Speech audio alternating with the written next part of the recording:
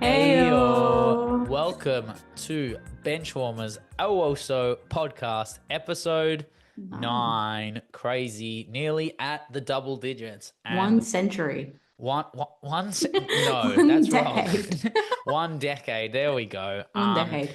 But this week, I mean, as you can see by all the kits flying around here and Leggy's virtual background already ripping into my beloved Tillies, but it was international break. Oh, it's international break. Mate, Mr. 305 came to Melbourne and he's taken over. And the international break took over. Honestly, I missed international ball. It's just, there's something about it. It's beautiful. The Euros were just such a moment in time. That was so good. It was such a great relief. You had club football and then you go straight to the best of the best. Yeah, but it was tiresome for the players. But I just think about even Who the cares? Women's World Cup. Yeah, who cares?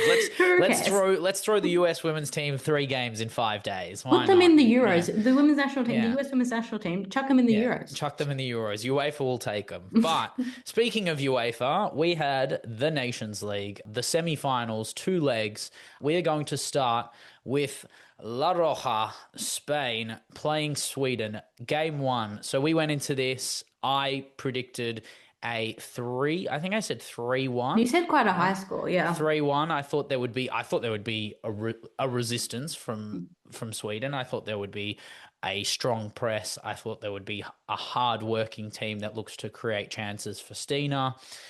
I was wrong. I was just wrong on all fronts. This was one of the most dominant performances I've seen in the last year in terms of not just international, but all round. I can't think of a more perfect performance without Patry, players missing. Things happen in this game. There are moments where this could have turned completely for the worst for Spain, but no, it was early on. The press was relentless. It looked like they were orchestrating exactly what they wanted to do on the pitch at all moments of the game. And all it took was 11 minutes in, winning that free kick, and my GOAT steps up over the ball, and Allegra messaged me and goes, "This is going in." Yeah. And I said, "Oh, I didn't say anything. I just watched it happen. I didn't say anything. I just laughed. It was so obvious. Perfection. The run up, everything. And the game didn't even need it. You know, it was inevitable that Spain were going to score. Yeah. This was Tony Gustavsson's first game for Sweden. I didn't see that much of a tactical change on their behalf. I think, 6 months ago, even during the Euros, they would have played this style of football against Spain. This very, conservative brand, but I honestly thought, on transition, seeing as they didn't have Patry, they had Laia Alexandru, who, if you want to say she kind of plays as a 6 anyway, because of that high line, she's always a bit further up. But I would have thought that they would have used Stina more. JRK is in great form right now. I thought she would have opened the game up, and same as Rolfo. But I think just purely based on Spain's dominance, they had no way of breaking through. When you have a player like Laia had moments in the 6 later on at the end of her City career. We gave her the license to drift forward a bit and kind of just be that inverted centre half who moves into midfield. But now at Barca, when you have way less pressure on your back foot, you can just drive into those more attacking positions. And Laia was excellent. I mean, her passing rate within both games was above 80%. She had about 60 passes, a few line breakers as well. You just can't give the space to I mean, again, too many names in this team that are just dangerous threats, all capable of breaking open a match. When you give Pina the space that she had for the opportunity, the second goal, it's not even like it was bad defending. There was sitting on the back of her, and she just, on that little quick half turn, and then the technical ability to strike it into the far corner. It was simple. But we have to talk about why she was on the field, which is because Salma had actually a very good attempt trying to get through on goal from a long ball, and I mean, just had a really awkward landing. I actually thought it would be worse than it was. I thought it was quite innocuous on first viewing. I thought that the fact Did that you she think it was a went, penalty? Did you I think it was thought a the fact, penalty? I thought that she went down to draw the pen. I didn't Yeah. necessarily think that it would be, as bad as we found out to be, which is an MCL, Yeah. which takes her out for a good few months. So Yeah. ramifications both for Spain and obviously for Barca. Look, it wasn't a great landing. She is in an important role within the cog that is that 9 position for Spain, which has kind of always been a little bit of like a Pandora's box position because of how much they utilize their midfield and flanks for cover. But I mean, they replaced her with Pina. And then this was the thing, right? Pina coming on in 27 minutes in. You think to yourself, usually she gets into the game by 60. You give her a longer cameo to break it open. But it didn't really matter. She went on the pitch in 27 and scored in 32. So the instant impact, it doesn't really matter when you bring her on and she will do the magic. And it was great setup from Ona, great strike from her. And then Pina was in it again, and they kept feeding that right side. Vicky swings that ball across, and I thought Pina was going to score that volley. Jesus Yeah, I did Christ. It too, was, actually. yeah, Yeah. smacked the ball.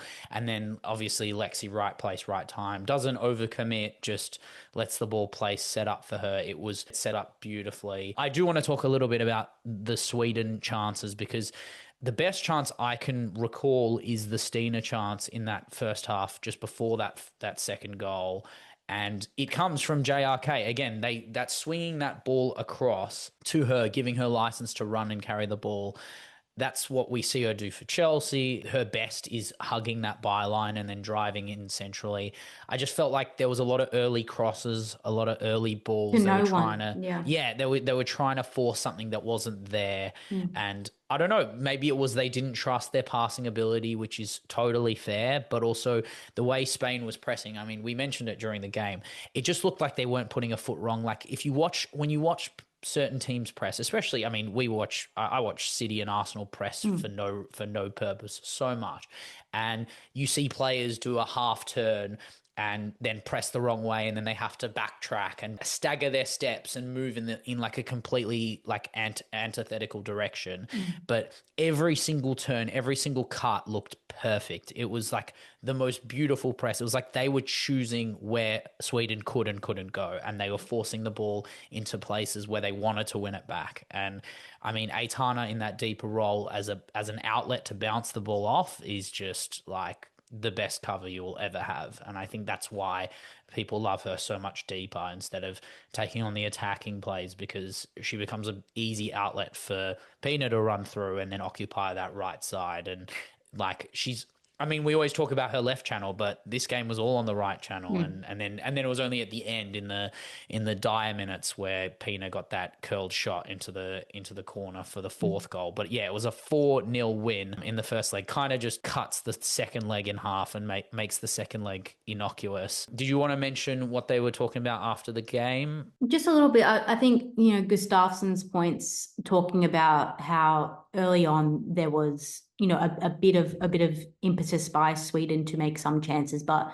the goals, it's that real smothering by Spain. I mean, it's not only just one, it's always more, especially when it's a two-legged. I think that Spain went into this thinking if we can close it up in the first, then we won't have to put as much pressure or we don't have to put so much effort in the second, and that just it's the best result for them. They don't have to put unneeded effort into a tie that is already finished. Yeah, exactly right. And you called the second leg perfectly. You said they'd ease off. You said it would be a 1-0.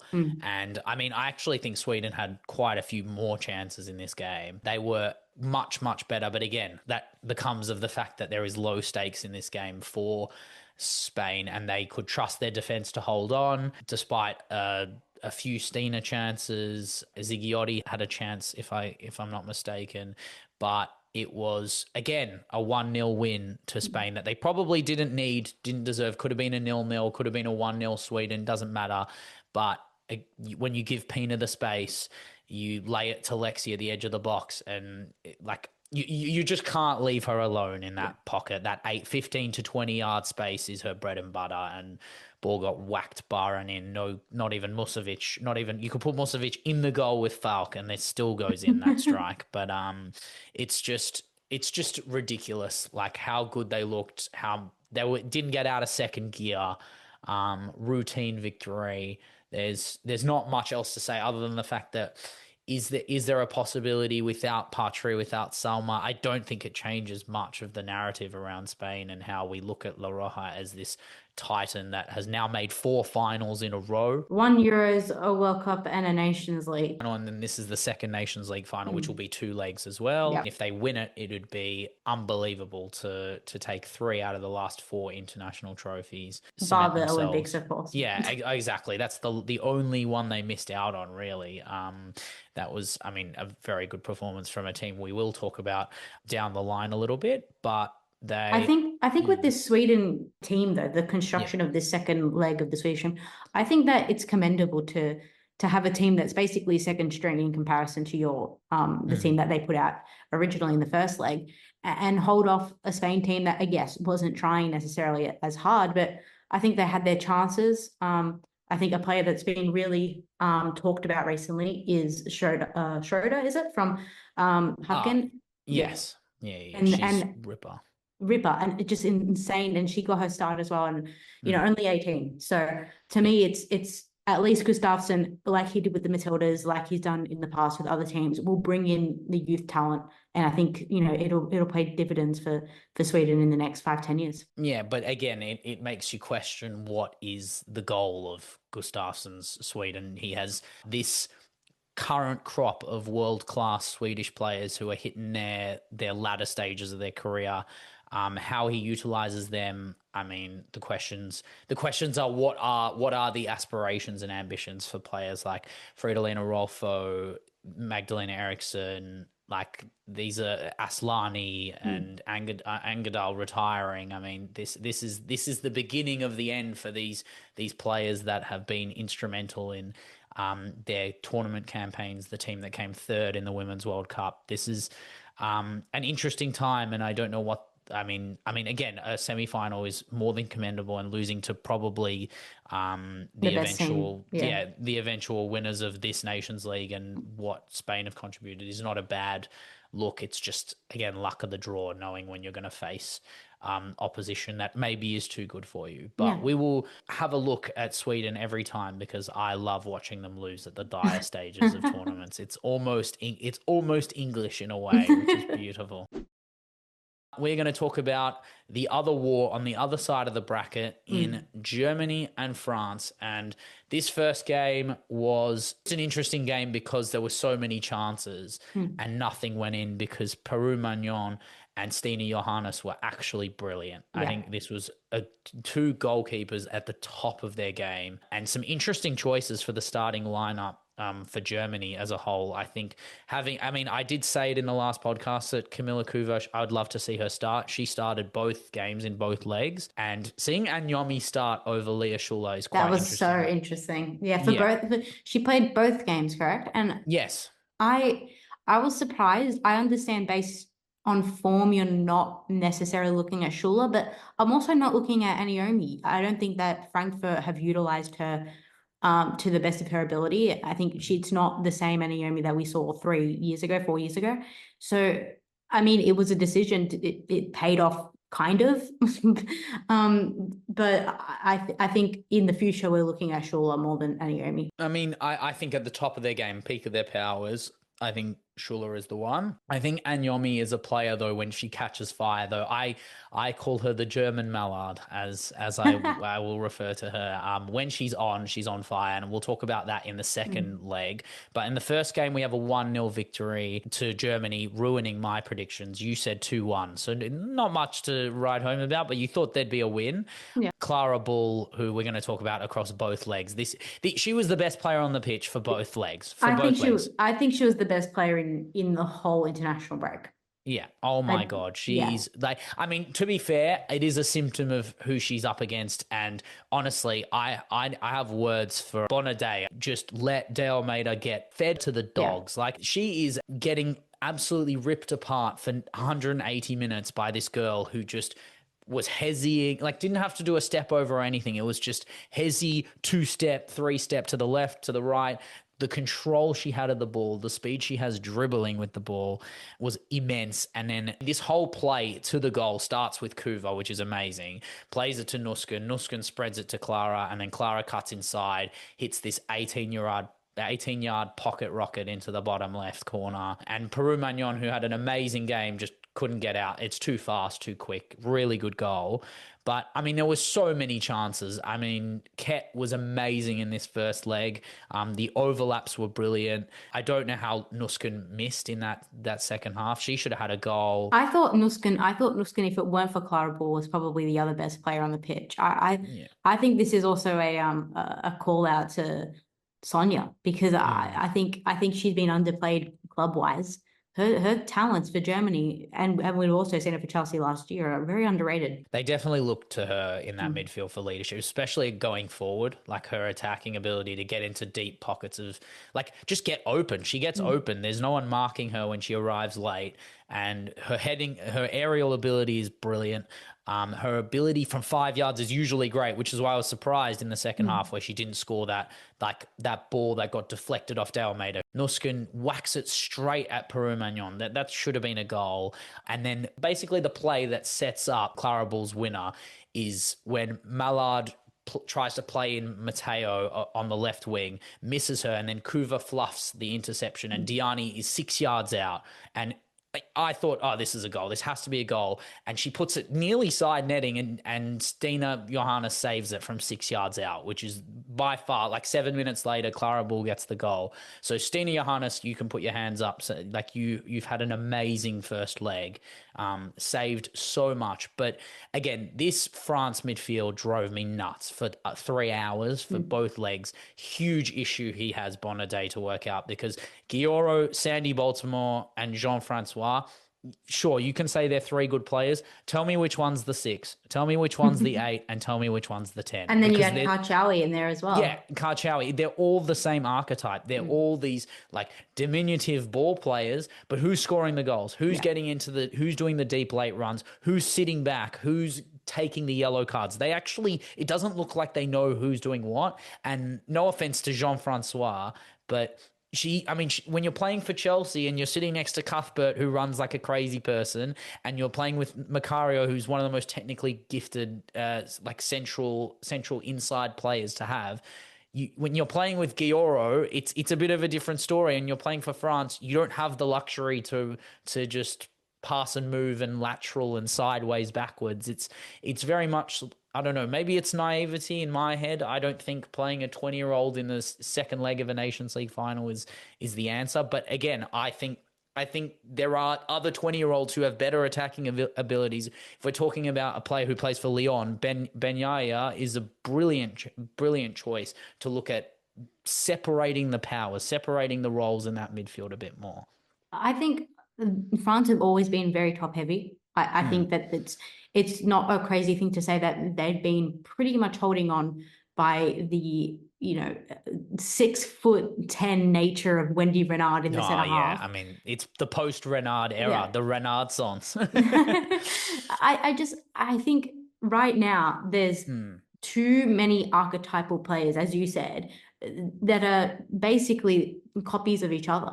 Now, is that because of the fact that a lot of them play in France and a lot of them play for the two top teams in France, and you're looking at very, very similar style of football being kind of perpetuated in that Ligue 1 system? Maybe. I also think there's something to be said about the lack of transition in this team. I think we're seeing the same players playing the same style of football with now 3 different managers in 4 years. So I think generally tactically and not technically, I think technically they're quite good, but tactically I think that their maladaptation is what is going to get them unstuck and has gotten them unstuck. Did you say maladaptation? Nice catch. Germany had less possession in this game, which is weird because every time I'm watching them, they're so expansive. And but that's what I mean. I think technically, I think this France team knows how to hold the ball. I think, especially on wide areas, I think they are superior. But I think they'd fare up better against a team like Spain, who try to control the ball more than a team like Germany, who want to play wook ball, where they want to pass the ball straight through you and split you like into pieces. Well, that's what it's a bit of a happened. different. That's what happened when they played up against England, correct? Like, I mean, England Yes. in that first match tried to play that possession style football. They had, Lauren James in the 10, for example. So I don't necessarily think France were ready to play this Germany team. I think they underrated this Germany team, and I think Germany just proved why they are also arguably one of the best teams in Europe right now. It's definitely one of those games where I did talk about Stine Johannes, but they had 7 big chances, Germany, and they missed all 7. And then Klara Bühl's goal is not a big chance at all. It was a very brilliant goal from a very low percentage chance. Yeah. So shout out to Peru Magnon, because she had an amazing game. And I mean, Anyomi, for every 5 chances she gets that is in front of goal, 1 will eventually go in, but none of them went in on this day. But it meant that in the second game, something was going to happen. I've split this game up into 2 halves. The first half is what I call the purple patch powers of both teams. And then the second half is Klara versus Klara. The first half, when I say purple patch power, was 3 minutes in, first chance of the game. Basher on the overlap, great cross, Mallard header, far post. All bets are on at this point. 1-0. I'm like, oh my God, I'm finally going to get one of my predictions right. They're cooking now. And I mean, obviously it's a different France when you're starting Mallard centrally, which is really cool. But God, Anyomi deciding to be Mallard on the other side, because Jule Brand also playing centrally in this game, which is quite interesting. Not as much hugging the line like we know Jule Brand can definitely do. They had Vamsa to the right and they had Klara to the left, and Jule Brand was playing this like central, like inverted pocket space. And she plays it to Anyomi with her back to goal. The half turn puts Lacroix in a spliff and then packs the goalie top left corner. My God, Peru Magnon had no chance top left corner. But that's the thing. Anyomi and Mallard are these 2 players who their best is unstoppable. Like there's no saving what they do. The power and the pace and the control that they can possess for little bouts of the game is genuinely brilliant. And they're just inconsistent. Yeah, but 100%. And it was just once these 2 goals went in, it was definitely a case of who's going to sink and who's going to swim. And I mean, France definitely had some chances, Mallard being the person that they go to pretty much all the time. She misses 2 chances in the 30 to 40 minute mark.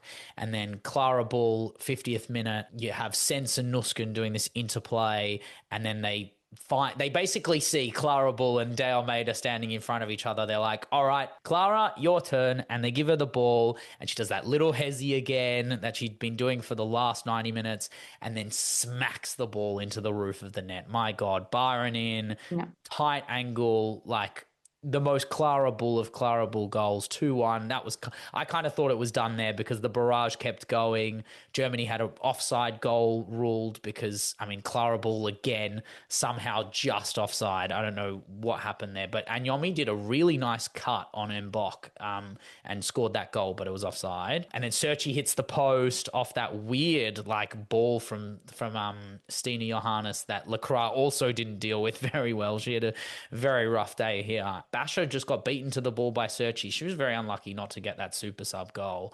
And Nusken had another chance. And then you had Matteo and Diani come on to try and save France, which, I mean, Matteo definitely did her job. And why didn't Diani start? That's my question. I have no idea. If I think both of us, if we were managing France, I think she's a non-negotiable, like 90 minutes. She has to play. Any France fans out there can tell me why Delphine Cascarino starts over Diani. I would love to hear it. I think for me, what I would say if I were to back Cascarino as a San Diego Wave watcher myself, I would basically say that the skills that she has are basically her tech, and that creating something out of nothing is what we saw in the Euros. I mean, coming in deep and then picking up and just doing those runs centrally, or picking the ball up wide and cutting in. I think if you want explosiveness, if you want something that will expose Germany's back line, that was quite high. If I don't, very deep. I think that's who you play. I also think that you could probably play both at the same time. I don't think there's an argument to say would that be Cascarino on the left? It would be either. I don't necessarily. I think her inverting is probably the thing that the France manager loves. But I also think that if you have her on the left and you have Diani on the right, you're going to have options either way to score. I don't know. I don't mind. I think Cascarino's a match winner, but I think it's she's kind of got very similar traits when I watch her to Chloe Kelly in the No, explosiveness. that's harsh. That's harsh. It's not. I don't think it's harsh on either one of them, because there are moments of time at the peaks of their power when they're on, they can win the match on their own, and we saw that in the Euros.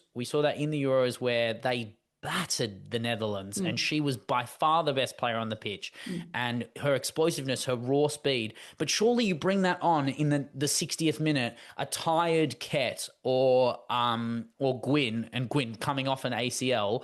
That's the exact time you want. Like, Diani's not she's fast, but she's not the fastest. No. Like, she breaks people with combinations, not her speed.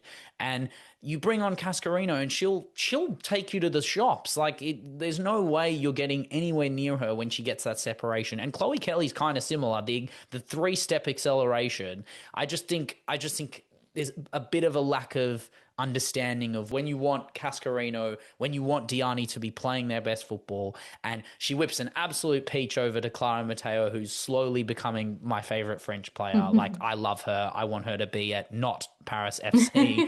She's so good. I just would love to see her in a side that's got a little bit more ambition than Paris FC. Sure. I thought when they headed it, I thought there would be another chance in this game, but sadly to no avail. And that means Germany are in the final on aggregate, a 3-2 win. But it was a very exhilarating second half, which was crazy stuff, because, I mean, it was kind of undersold, but like Julia Gwyn, the arc right now of her, I mean, it would be absolute scenes if she were to win these 2 I think legs. it'd be redemption, no? I think we would have kind of justification for why she's so important to this Germany team. I think there are very few leading characters who are 24, 25 as she is, and doing it at her age in that position. I think it would be remarkable to come back from an injury and then lead your team like that. She has an unbelievable opportunity. All of these German players who I feel like get ruled out a lot at tournaments. I feel like we go to England and Spain a lot when Germany's depth is actually quite impressive, even with certain players leaving the frame. I'm thinking, especially at the centre half position. We're going to talk about that later on when I'm talking about awards. But this is a little message, this is a little call out to Christian Vuk, who is about to go into probably 2 of the biggest games of his career as a German international manager. But to Christian, this will be the toughest 180 minutes of your life. You cannot make a mistake. Your time on the ball, the movements you make, and the ideas you have will be up for debate. Once the first whistle blows and they move in flow state. Katakol, Ona, Leon, Carmona, Irina, Claudia, Leia, Mariona. The final will be tense, and these 8 will cause drama, and I didn't even mention Vicky, Lexi, and Aitana. Good luck and take time. Trust the system to win over, or succumb to the titans that are La Roja. Oh, that's good, Ben. That was good. That was really good. I mean, yeah, just short and sweet. My God, I'm so scared for Vuk ball. Like, it's the most beautiful. Like, when you're watching Germany break the lines, it's so good. But I just don't see them. The moments where you see Spain exposed are those long balls over the top when they play the high line, or chaos ball. And that's kind of what France were trying to do to Germany, which was really impressive. That the Germany set piece, they were trying to expose the Germany aerial ability, which is quite interesting. But I think if Leah or Anyomi's going to start, she's got to make herself present. She's got to give her body every chance of taking on Mappy, taking on Irina.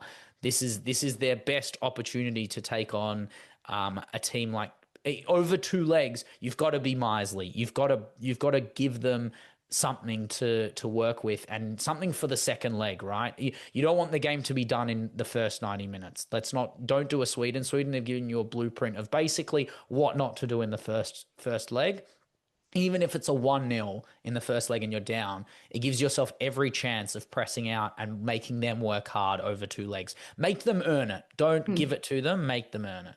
Well, we've already seen Germany get a result basically in the 90 when it comes to with Spain in the semi-final in the Euro. It was extra time that obviously Aitana gets her wonder goal. But yes, on the side, that was a but goal. I think basically what Germany have to do is be very careful about what happens when they're not in possession, which obviously we saw they weren't in possession fully in the game against France.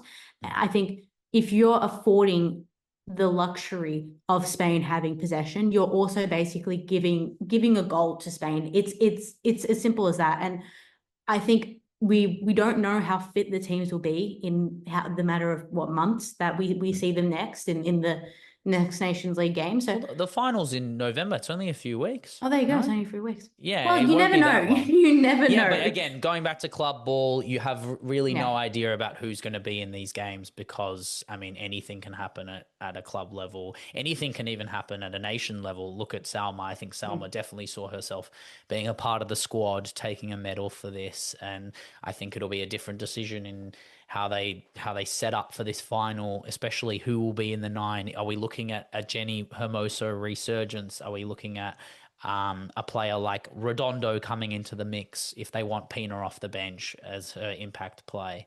I guess the question is who are the better impact subs? You know, now that Pina is basically has to play in that 11, are we going to see her not start just to have that impact sub? She has to start. She is one of those players where I do wish she could start, but she's also like just the best sub that I've ever seen. Like it's her and Stina always fighting it out for my favorite sub. We're going to move to our friendlies now, where we saw a titan of international football get completely upsetted to Leggy and I's immense happiness. My God, this game was brilliant. We're talking about this top left corner right here. The Portuguese women's national team, I'm going to call it Kika Nazareth's Portugal at this point, because my God, this game had everything and they really took them to the shops and made Emma Hayes question a lot. I think it puts a lot of questions in Emma Hayes' mind, not necessarily who she's going to pick, but what she's setting up for the future. I think we don't really know. I think their goal is to win the World Cup because that's the US's goal every time. But I think early on in this game, they probably thought they had this in the bag, especially with the Sin City offside goal. Offside goal. Yes, but the Cincinnati hero that is Rose Lavelle pouncing on that loose ball in the box. Dream start for them. Macario gets the ball and carried it all the way, sets up Rose. Brilliant goal. Early on, thought this would be wrapped up and done. And then she should have had a brace as well in that when Alyssa played her in. Great save from Pereira onto the post. And then the game kind of freezes a bit. And then this is where it turns, right? Kika Nazareth basically doing the business, right? You have an unmarked header at the back post from her corner. Diana Gomez, but we called her Diana de Gomez, Benfica hero. Oh, yeah, Benfica hero. Yep. Beating Fallon Tullis-Joyce to level before halftime to put Tullis-Joyce in deep waters. Waters she's not usually in. No, because she is in them because she's a marine biologist. Oh, that's terrible. That is bad. But no, yes, on the field she's never in deep waters, and she got put into deep waters because they did it again. They set up a corner and they curled a low driven shot into the bottom corner. What was it? Fatima Pinto sealing this upset. They had many chances to get back in this game, the US. And when you look at the personnel that they have, all you think from the 72nd minute when they're 2-1 down is who's actually going to get the equalizing goal, because you have Emma Sears to your right, you have Alyssa Thompson to the left, you have Patterson trying to overlap and run and break the line to cross it in, and you have Sentnor up front, and you think to yourself, who's actually going to do it? Macario, you just players that they're not going to get you over the line. They're not going to win these kinds of games. And I think Patterson probably should have scored her chance straight after the goal. Yeah. And then the best chance was probably in that 95th minute, the last move of the game, where Alyssa had Emma Sears to her right open and she decides to take a 30-yard pot shot that gets blocked. And that's why, I mean, Alyssa Thompson should never cut in centrally. She should hug that byline, as she was doing when she was in that 007 era. But I just think it definitely changed the way they played in their second game against Portugal. But I think there was a lot exposed for as a blueprint of how to beat this US women's national team side. It was complacency, it was egotism, it was a complete lack of faith in the system, if there was one anyway. It's kind of like Emma Hayes was, jet lagged and told the team, 3 minutes before they were starting who the lineup was and what was going to happen. I think Portugal were very motivated. I think basically they wanted revenge for what they saw as not a robbery per se, but a missed opportunity in the World Cup in those group stage matches. If it weren't for Jessica Silva hitting the post in the last minute, the USA would have been out earlier than expected. So I think it was basically the worst performance that under the Emma Hayes era, quite simply put. I think it was probably up there with the Japan performance in the She Believes. I struggle to think why this was necessary. Like if we're thinking of it rationally, why they played like this. The only reason I could say is probably the fact that it was the first time in a very long time that they'd been together as a group. This is obviously the first time in nearly 12 months that we had both the Europeans and the domestic ballers play together. And I think that there was that dissonance. I think we're still looking at a real technical and tactical separation between the two. And I think they didn't mesh together at first. But the second game proved just why the US still remain a dominant force if you give them the opportunity to get revenge, basically.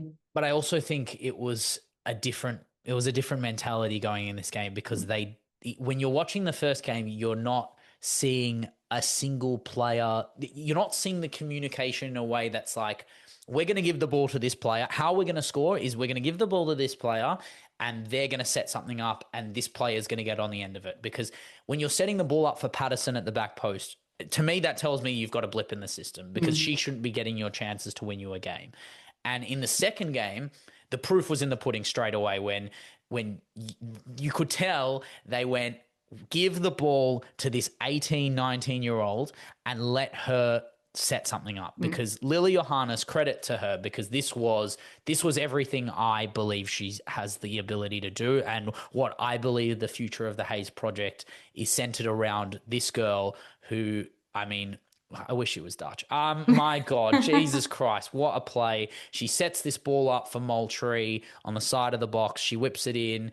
Terrible clearance from Fonseca, and then it just bobbles back to Moultrie. Moultrie scores, who, look, ends up getting a second goal later on. Moultrie had a very good game. Moultrie brace in I believe a 3-1 win. Yeah. You can't really argue with her form at the moment. She's definitely a player to look for the future, especially young, hungry, talented with both feet.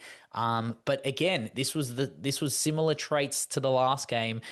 The aerial ability and the aerial positioning of the defenders that the US have is being exposed with an instant reply as Fonseca makes the overlapping run, as we didn't see much of that from Portugal in the first leg, but Kika finds this overlapping run, spreads the ball to her. Great whip from Fonseca. Jessica Silva heads the ball, and Claudia Dickey, Seattle Reigns goalkeeper, just frozen in the middle of the goal as the header flies into the far post. It was a brilliant finish. But shout out to Fonseca. You could easily take that first chance that happened and turn that into a second chance for the US, but she pulled her head up. She's like, I'm going to make up for my mistake. Brilliant second effort, and to get a 1-1 equalizer is exactly what you want. I kind of thought Portugal would try and mount something from there, but I think there was a better identity for this game because Lily Johannes just gets the ball and has so much time on the ball in this game, and that's exactly what you want. You want the best players, the players who have the capacity to do the best things on the ball. As she finds Jade, I don't know how she finds Jayden Shaw with this ball. It's so good, and then she bobbles it a little bit and then recovers it, lays it off nicely. Moultrie again, bang into that bottom left corner, posting in. She's loving that inverted winger role. I think that's what she likes best, and I think that's what the US need. They have all these byline huggers. You need that inverted to run central and smack the ball in the goal, and she's got that. And then after the second goal, it felt like Portugal kind of just faded a bit. There were a lot of chances for the US to score. Patterson does really well, rips Lucia Alves apart, plays it to Moultrie, scuffs it, probably should have had a better chance at it. And then Alyssa doing what she does all the time, which is this thing where she gets the ball and instead of taking it 1 touch or 2 touches or 3 touches, it's 5. And it's like, just release the ball, just shoot the ball. And I just don't know why there is no onus on her to take something 1 touch. I saw her do it for Angel City when she was there. Some of her best highlights. I feel like she can hit the ball quite well. She's not like allergic to hitting the ball into the top corner. It's just she must be told to take players around. I think the thing is that with Alyssa Thompson, I don't think it's always going to be end product. I think that they're trying to carve her into a creator, if anything. I think if she beats her man, there's space in behind that she runs into to cut in, to whip in. I think it's all about the final third product rather than necessarily the end product for her. I also think that you say that her shot's not good, but there are just better shooters on this US women's national team. I think even in midfield, you have someone like Sam Coffey, who is Roosevelt, who is...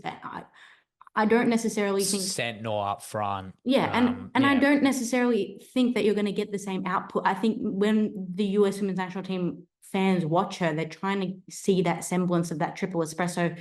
It's just not the same. Those players are goal hungry. They're ex-strikers who have either been moved to the wing or obviously central, and they want goals. I think Alyssa Thompson wants goals, but I think that she's probably been given the instruction to create more. But she's so fast without the ball. It's just she's a bit laggy with the ball, and it's her touch, right? I mean, she doesn't want the ball close to her. This is obviously endemic of a style of football that we see even in Australia, but it's prevalent in the US. It's basically like run and kick. It's how far can I kick the ball in front of me for me to run onto it to create space in behind. But if players are creating chances for you, you've got to be the one who's striking the ball. So early on in that second half, when Shaw and Patterson and Alyssa team up with this beautiful triangular football, she ends up with this ball on the right. You're on the left side with your right foot.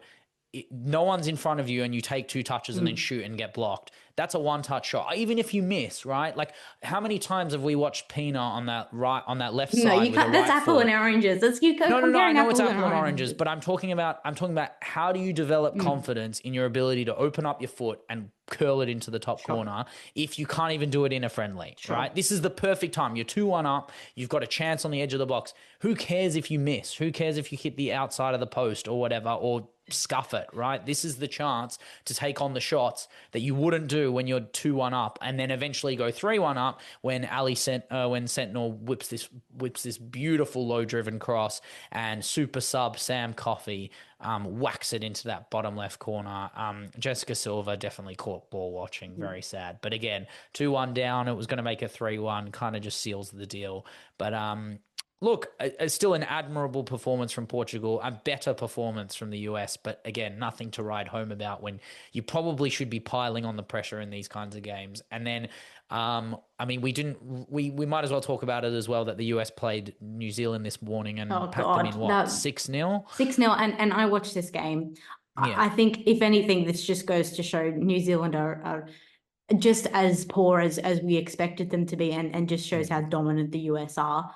But that's what it should. But to be honest, that's the kind of scoreline I was expecting against Portugal. Like, Portugal are a very much more admirable side than I gave them credit for. Like, before this game, I thought they were going to get packed in 4-5-0. But I still think that the US had the capacity to do that, even with the way that Portugal were playing. They just don't finish their dinner, right? And that's fine. Yeah. But this 6-0 is everything they want, right? Emma Sears getting a hat-trick, the first hat-trick since Sophia Wilson's in 2022. This is the future, right? This is 20-year-olds on the pitch, finishing their chances. That's how they should be playing. Moultrie, Shaw, Thompson, these are the players that you want for the next 2 rotations of the World Cup, the next 5 years of your operations as the manager. I don't know what Emma Hayes' ambitions are for the US women's national team, but I know she wants to win golds and she wants to win World Cups. And obviously CONCACAF is probably, she wants that's probably a given. If she doesn't win that, then it'd be very dangerous for her tenure. But this team wants to win a World Cup and they're expected to make the final, I think, or the semi at least. And when you're ranked 2 in the world, it comes with a lot of connotations because that rank can fall if you don't play right in the right times and the right moments. But that was every indicator of what they want to be in that third friendly in 5 days, which is a bit silly. This is the big game. So we're talking about the Matildas. We're going to talk about a rough game to watch in the Tillies versus Wales, which was, look, a bit more how I thought Monty would set up in general. Personally, the way they were playing with the ball, the way they were controlling possession was kind of how I thought it would be. I just thought it would be faster. We are a fast, not a fast without the ball team. We got good presses, but they're not fast. But our passing ability, if you have players like Carpenter and Claire Hunt and Katrina Gorry, these are people who can bullet a pass, and Catley as well. Like there was some really nice moments of like early interplay between the back line and creating like the chances that we want. And then we got the free kick and Nevin got a goal. I thought Sam would try and claim it. Classic. But Nevin, very, very amazing moment for her. Probably should have been saved, but we'll take it. And Sam does very well to like dummy run the goal. First goal for the Tillies, Courtney Nevin. Very, very good.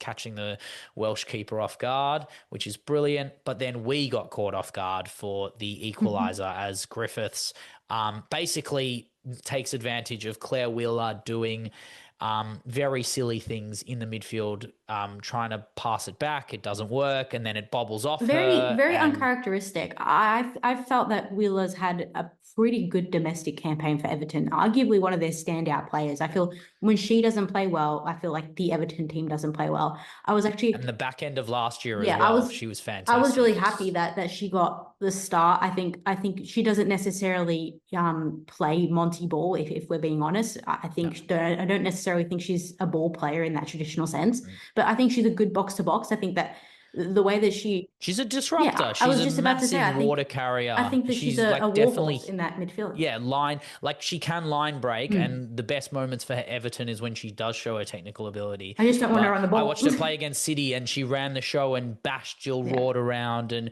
gave Yui Hasegawa weights. Like that's what I want her to be. I want her to be the workhorse who has a V8 engine. She runs like a crazy person sometimes, but again, this becomes a question of our personnel. We have Cooney Cross, Gorry, and Wheeler.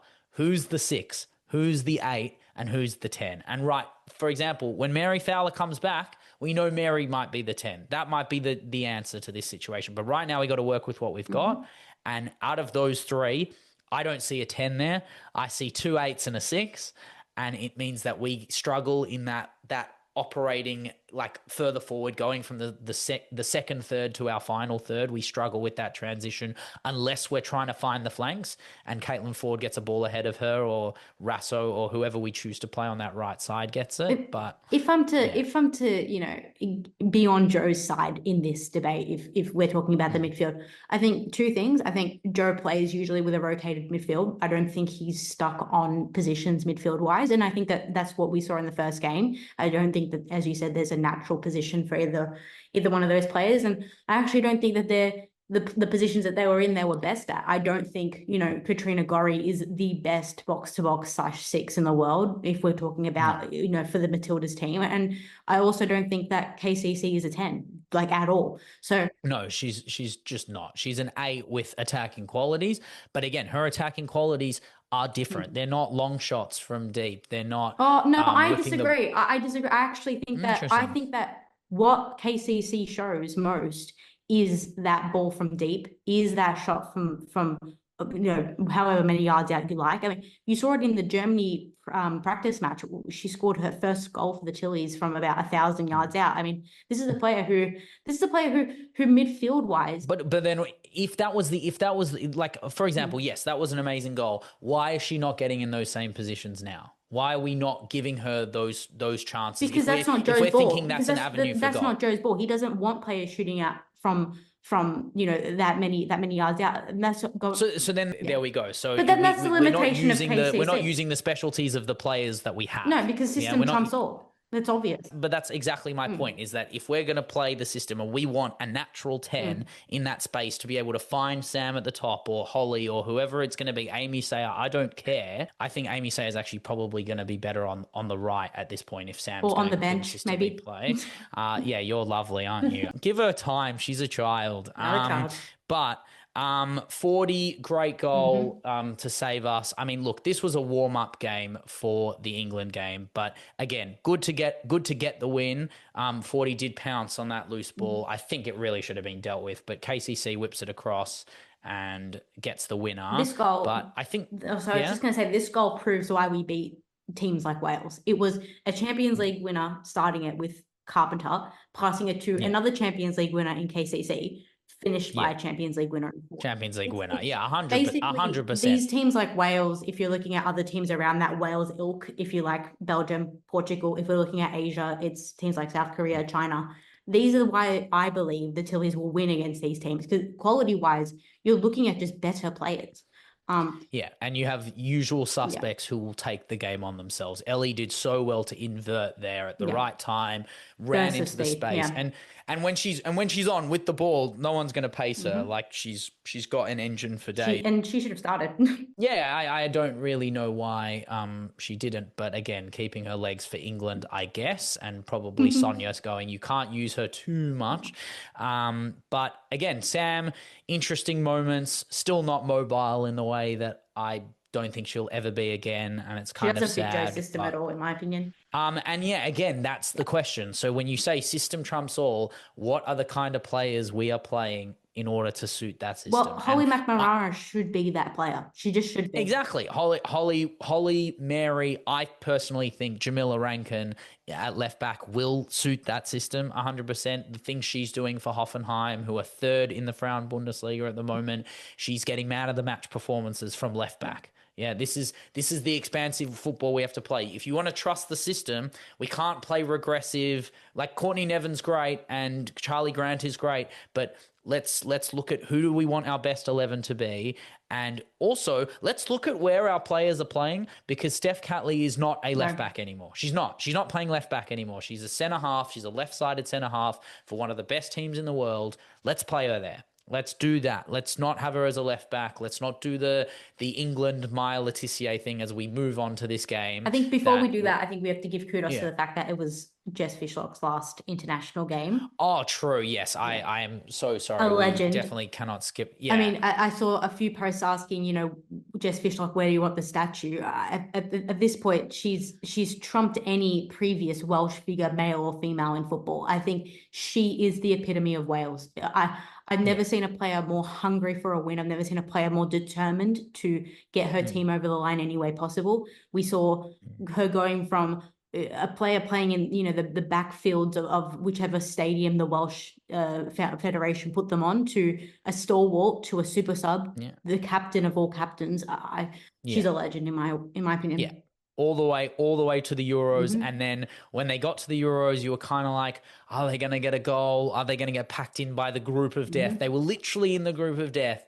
And she still manages to nick a goal, get there first. Of course, 100 years into the future, and the pub trivia question will be, who scored the first goal for Wales at the Euros? And everyone will know it's Jess Fishlock, and that's what she gives, and that's who she is. And I think, as you said, goes on the Mount Rushmore of Welsh football as a whole, right next to Gary Speed, Gareth Bale, I don't know, Joe Allen. Who's that? Who's the fourth? Aaron Ramsey. Yeah, fine. Aaron Ramsey, Gary Speed, Gareth Bale, and Jess Fishlock. You can definitely argue that Fishlock takes a claim to even the Mount Rushmore of British women's football as a whole. Definitely, if you're going the Welsh nomination, it's no question, and it would take a unbelievably amazing Welsh player to take her crown as one of the Welsh GOATs.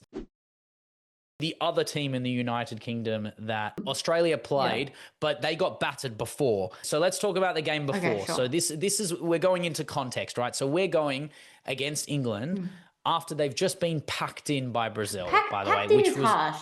I wouldn't say packed in. I would simply say taken, similar to how when we played against Brazil, it was taken completely out of nowhere, right? They weren't expecting it.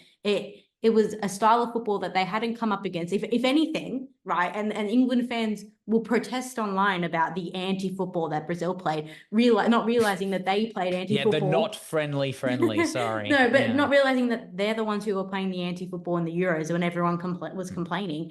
A win's a win, a result's a result. Brazil played to win that game, but they also played to frustrate England, and that's exactly what they did. Oh, they definitely got rent-free in the brain. But also, I mean, if we're going to play the English devil's advocate, I think their team is very hamstrung with injuries. Sure, their best, I think their best 11, we're looking at 3, 4, 5 of their best 11 not playing in this game. 3 that would definitely get into the lineup straight away, but with further withdrawals, Hannah Hampton being the big one, missing due to elbow injury, and that meant Kiara Keating had her senior debut in goal, the first person of colour in goal for England, which is amazing, but also having a tough day of it. It's like a very hard position to be in. She is a very, very young goalkeeper who ultimately is riding the wave of her moments at City, where she has blunders and then brilliance. Like she had an amazing run in that 23-24 campaign at the back end where she just didn't let any goal in ever until that stupid... And then a crazy thing happened on the final day.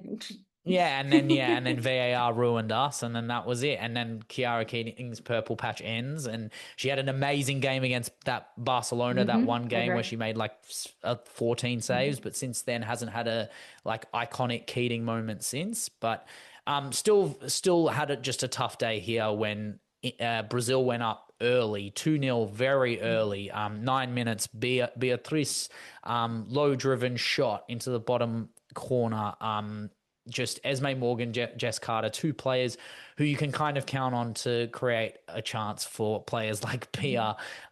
These are 2 players who just, in my opinion, for Serena, I mean, I know Esme played a crucial role in the Euros and Jess Carter obviously did, but they're just not their 2 best centre halves, in my opinion. I think Katie Reed's coming into the mix now.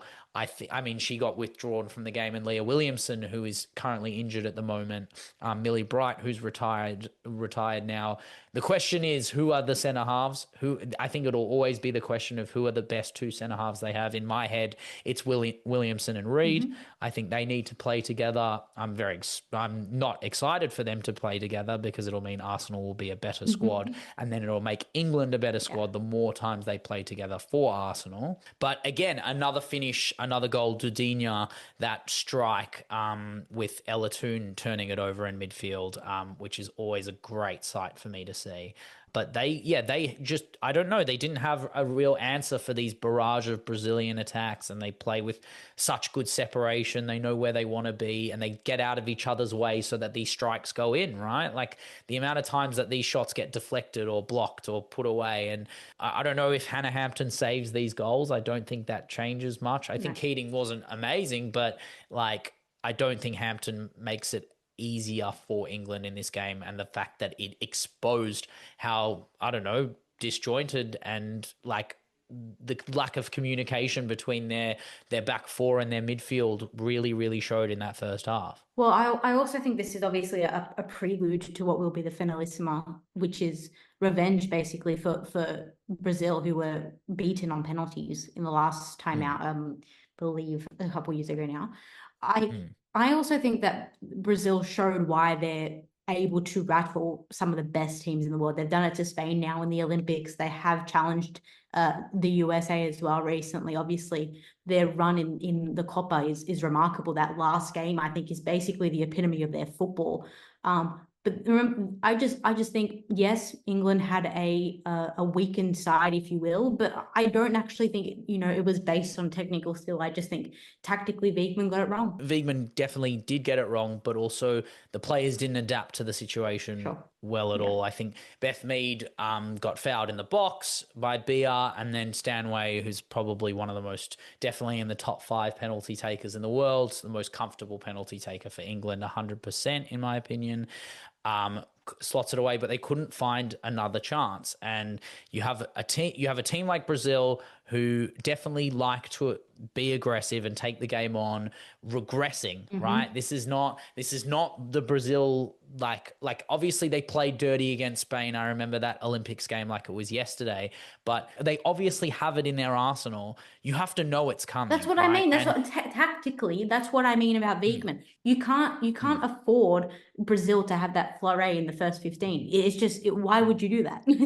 No, but it's not just. But I don't know. This is where I don't really give it. I don't really give it all to the managers. Maybe I am just being nice on Serena because of her track record and her resume of getting things right. But I don't know. Chloe Kelly firing away at Luani. Yes, the initial fight, if you will. Look, I think a lot of people are quick to attack, the quote unquote super subs that now are starting for England based purely off of the fact that they don't have a set starting 11, which is again England's fault.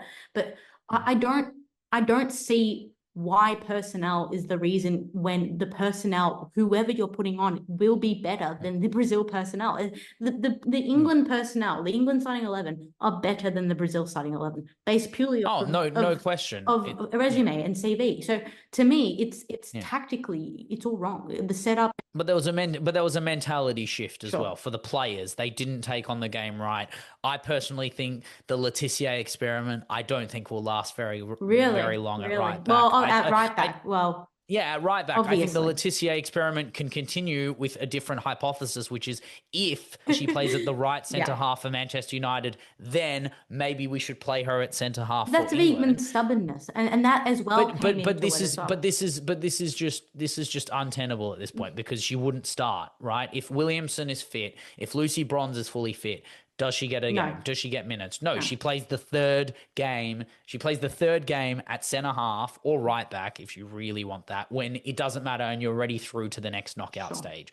And like it just doesn't set any precedent. You're just putting more pressure on Maya Letitia, who doesn't need it. She's so talented. She's had an amazing 12 months. Like, put her in a natural position. And you're also making it harder for Jess Carter because Letitia is trying to push forward and then she can't overlap because she's losing the ball and getting body work on her that she doesn't get as a centre half. She doesn't get it. You only get that as a fullback.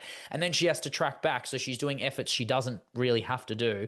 And then Jess Carter's left exposed in that right centre half pocket. And it's just putting extra effort and extra stress on two players who at the top of their game can win a Euros together, if you ask me. But do you think that England purposely underestimated both their oppositions, even the Tillies? Because I think that there is a level of maybe naivety, maybe stubbornness from Wiegman's part, but I think it's also a bit of pretentiousness. I think if we played them before the Brazil game, it wouldn't have been as bad as it was. Sure. I don't think it would have been as bad as it was. I think it was a bit of a wake up call. Like, we have to take every game as serious as possible. And look, they set up way better for us. If we're going to move into our game, I mean, I have so much to say on this. there's so much. There is so much to say and there's so much to dissect. But the reality is that after 20 minutes, I feel harsh talking about it. I don't. Because I mean, you can go for it. You can go for it if you really want. But I mean, I kind of wrote a lot of this down because I just thought it's silly to like set the precedent based on what happened in the game. But this was going to tell the narrative. This was going to see where do we set up, right? We're 15th, top 15 in the world. They're top 3 in the world, right? This is something we can learn from this is if we play 11v11, we can take them on, we can work hard, be miserly, be disgusting, take the Brazil method of making it hard for them to score and making it yucky. And that's exactly where we want. We want them in deep, deep waters. And the reality was that they just took us to deep waters and we got out-pressed, we got out-passed, we got ruined for possession. I think we had 30%. We had 2 shots for the whole game, 1 on target. There was no plan for how we were going to get back at them before the red card. So before the red card, they had 3, 4, 5 chances. When you're looking at, I don't know, you're looking at a player like Aggie Beaver-Jones who probably should have scored before the red card. And then the slip up in midfield, Alana Kennedy fouls Russo, denies obvious goal scoring opportunity. She's off. And then they score from, not from the free kick, but Beaver-Jones hits the wall. It goes back to her. She hits it, goes through the wall. And obviously there's no chance for Macca to save that goal. But anything with 10 men on the field, obviously the possession stats are going to change. Everything in the game is going to change. But what didn't change when we had the red card? There were no subs. We just decided, let's play with 1 less in midfield against Georgia Stanway, Ella Toon, 2 seasoned veterans, and Kendall, who ends up getting player of the match in her first England start, and she had an unbelievable game. But it's also easy having an unbelievable game when there's 2 midfielders versus 3, right? There was no sub. There was no bringing on a defender to make up for the fact that Alana Kennedy, albeit at the latter stages of her career, probably shouldn't be starting in that position anyway. She'll be starting. She has a pivotal role in the fact that her aerial ability, her aggression still exists, albeit not at the same level it used to innate, be. Right? But but if she comes off, you've got to replace that. We don't have a player on the field who's going to make that. And I think moving Catley to the left, moving other players centrally, as if we were going to move the players that were on the field around to be able to make this game feasible. That wasn't 2 banks of 4. We did not play 2 banks of 4. It felt very naive to be able to soften the blow. 2 in midfield meant that the 3 could go forward. And then who starts inverting forward into central defensive midfield? Lucy Bronze, who's playing centre half, and made Leggy look like a genius because Leggy's foreshadowing Lucy Bronze at centre half before the leg break. And ultimately she moves in and then comes forward and comes further forward and further forward to the point where they end up with a goal, right? So just absolutely shredded to pieces. And then obviously, I mean, the 3rd goal was late, I believe. 98th minute or something. 90th, there was a penalty and Stanway converts it. Sure, I don't really have an issue with a 3rd goal because it was already 2-0. But the lack of perception of what it means to play a team like England and think that Courtney Nevin, Claire Hunt, Steph Catley, and Ellie Carpenter are just going to sit there and absorb and we have no 6 to count on. It just felt like we were asking to get schmized to pieces, and it gave no chance for 40. It gave no chance for Rasso when she was on the field. It felt like we shelled in and we were like, this is what's coming to us. And that's why I feel like we will never be at that place where we can contest them from a miserliness point of view. It felt like even when we were trying to do the over-aggressive thing, they took it off. It looked weak. Yeah. It looked like we were getting passed around. It looked like they were rondoing us for 65 minutes. Honestly, it was painful. Look, you can talk about Joe obviously coming in the job now. It's only been a few games, but fundamentally there's an issue with depth. I mean, players just who are ill-equipped tactically and technically to adapt to Joe's game, to Wiegman's game, mid-game, even when a player is sent off, any of those starting 11 should be able to adapt. I think Joe put a suicide vest on when Alana Kennedy was taken off and said, you know what, you guys have to deal with it. I mean, it was a poor challenge, and he said, you guys have to deal with it now. And what happened is they didn't deal with it. The lineup, the play, it was a reflection of the players, their playing situations. They're at clubs either not at the top level, at the top level and not playing. We have 2 or 3 or 4 even of the players playing in that team that are getting regular minutes who look absolutely exhausted. I mean, Katrina Gorry looks like her age, basically, if we're talking football terms. I mean, the the phrase was coined, walking pace was said in the commentary box. And I know a lot of people were talking about it. I've seen a lot of content online about that particular phrase, but it's true. I mean, we looked completely out of our depth. It's a tactical thing that I think is endemic within the Tillies. I think it's an issue since 2023. I think there's arrested development, basically. I think we're stuck in that golden era. And that's why I had behind me, it's over. It is. We have to look to the future. Joe is the future. And I'm not saying this from a perspective of a quote unquote Tillies fan, because I'm not. I'm saying this from a Joe fan. I really love Joe Montemurro. I love his football. What he did for Arsenal in the late 2010s is remarkable from a footballing perspective. But we need to get over this idea of this golden generation. The best football that the Tillies have played is when we were underdogs. And we are way too comfortable with mediocrity now to even consider that. I mean, she said we got it. I'm saying we because even how much I drag the Tillies, I still care about these players. I grew up watching these players. And to me, I look at them now and they look a shell of what they were in the past. These are players who are incredibly comfortable with the bare minimum. They look like what I think has been an issue with teams like the USA, teams like Norway now. They're just too comfortable living in the past. This is not 2023. Yeah. This is not even 2019 in a golden era of the past. This is a uniquely Australian thing where we are also scared of basically tall poppy syndrome. I think the players are scared to step out of their comfort zone. So I don't know. I don't know what this entails for the Asia Cup, because I know that that's pretty much the question that we would be asking ourselves. What does this mean foreshadowing wise? But I think we should, based on the personnel and the starting 11, if fully fit, I should think that we should be able to easily beat, the opposition that we're playing up against. I mean, we can talk about it later, but no one we come up against in the Asian Cup will be this level. No. That's first and foremost. And the reality is that we shouldn't be playing with 10 men at 20 minutes, right? So what Lani did, you're in a friendly. If she let Leslie shoot and didn't go for it, I think that game could have been 1 or 2-0. Okay. And it could have been a performance. Even if we lose 2-0 and it looks better and we have 11 players on the pitch, there's something to learn. There was nothing to learn. Yes, you can talk about walking pace. The reality is 10 v 11 against a better side, you're going to get packed in. I'm sorry. There's endemic problems there, and the underdog status you're 100% right about. I don't disagree at all. But when you're looking to what our best needs to be in order to win the Asia Cup, which is the goal, by the way, Montemurro, there is no excuse. You need to make the final. That's the bare minimum here. We are better than everyone else there, bar Japan, I'd say. Japan are probably the main competition. But in very poor form right now. So yeah, exactly right. This is the time to win the Asia Cup. This is the personnel you're going to get, and next year you'll have Mary. There'll be no excuses for who we have. Sam will be a year's worth of condition in, hopefully getting a better version of her as well, as she's pulling her minutes back to back. But Tegan Micah's got to be in goal, personally.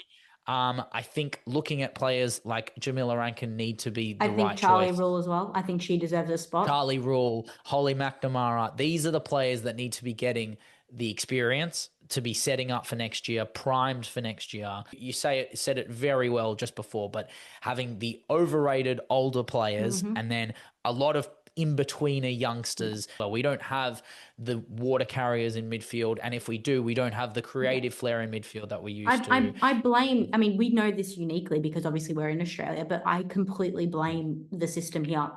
We are so unaware tactically, it is insane. You mentioned it earlier. Where's our midfield? Who are our midfield players? England had roles. We don't look like we have roles. Lucia Kendall walked in first game. She got signed by Aston Villa literally 12 months ago and is playing her first game for England 12 months later. She walks in the side. They're going to give her the box-to-box role. So Tooney plays up, Stanway holds, and she just took us to town. This 20-whatever-year-old, child, took us to town and made us look miserable. Because tactically, they just are superior. And that will always be the deficit that the Tillies have. We are basically now riding off a one-hit wonder right? And But you can't beat them with culture. You have to beat them with the miserliness. You actually we're have never to going do to the do that. miserliness When have you properly. seen the Tillies being miserly? When have you seen the Tillies actually put a foot? I mean, personally, when we played France, that was sure, but I miserly. think that was the probably miserly. That was the miserliest we've ever been. Yeah. That, I mean, again, yes, it was Tony G ball. It was 4-4-2. And it was a semi-final. It was a quarterfinal. It was a quarterfinal. That was getting a 0-0 against France when they have Katoto, Diani. Like, this is the team. Like, that is the performance that shows you that they have the ability to do it. Yeah.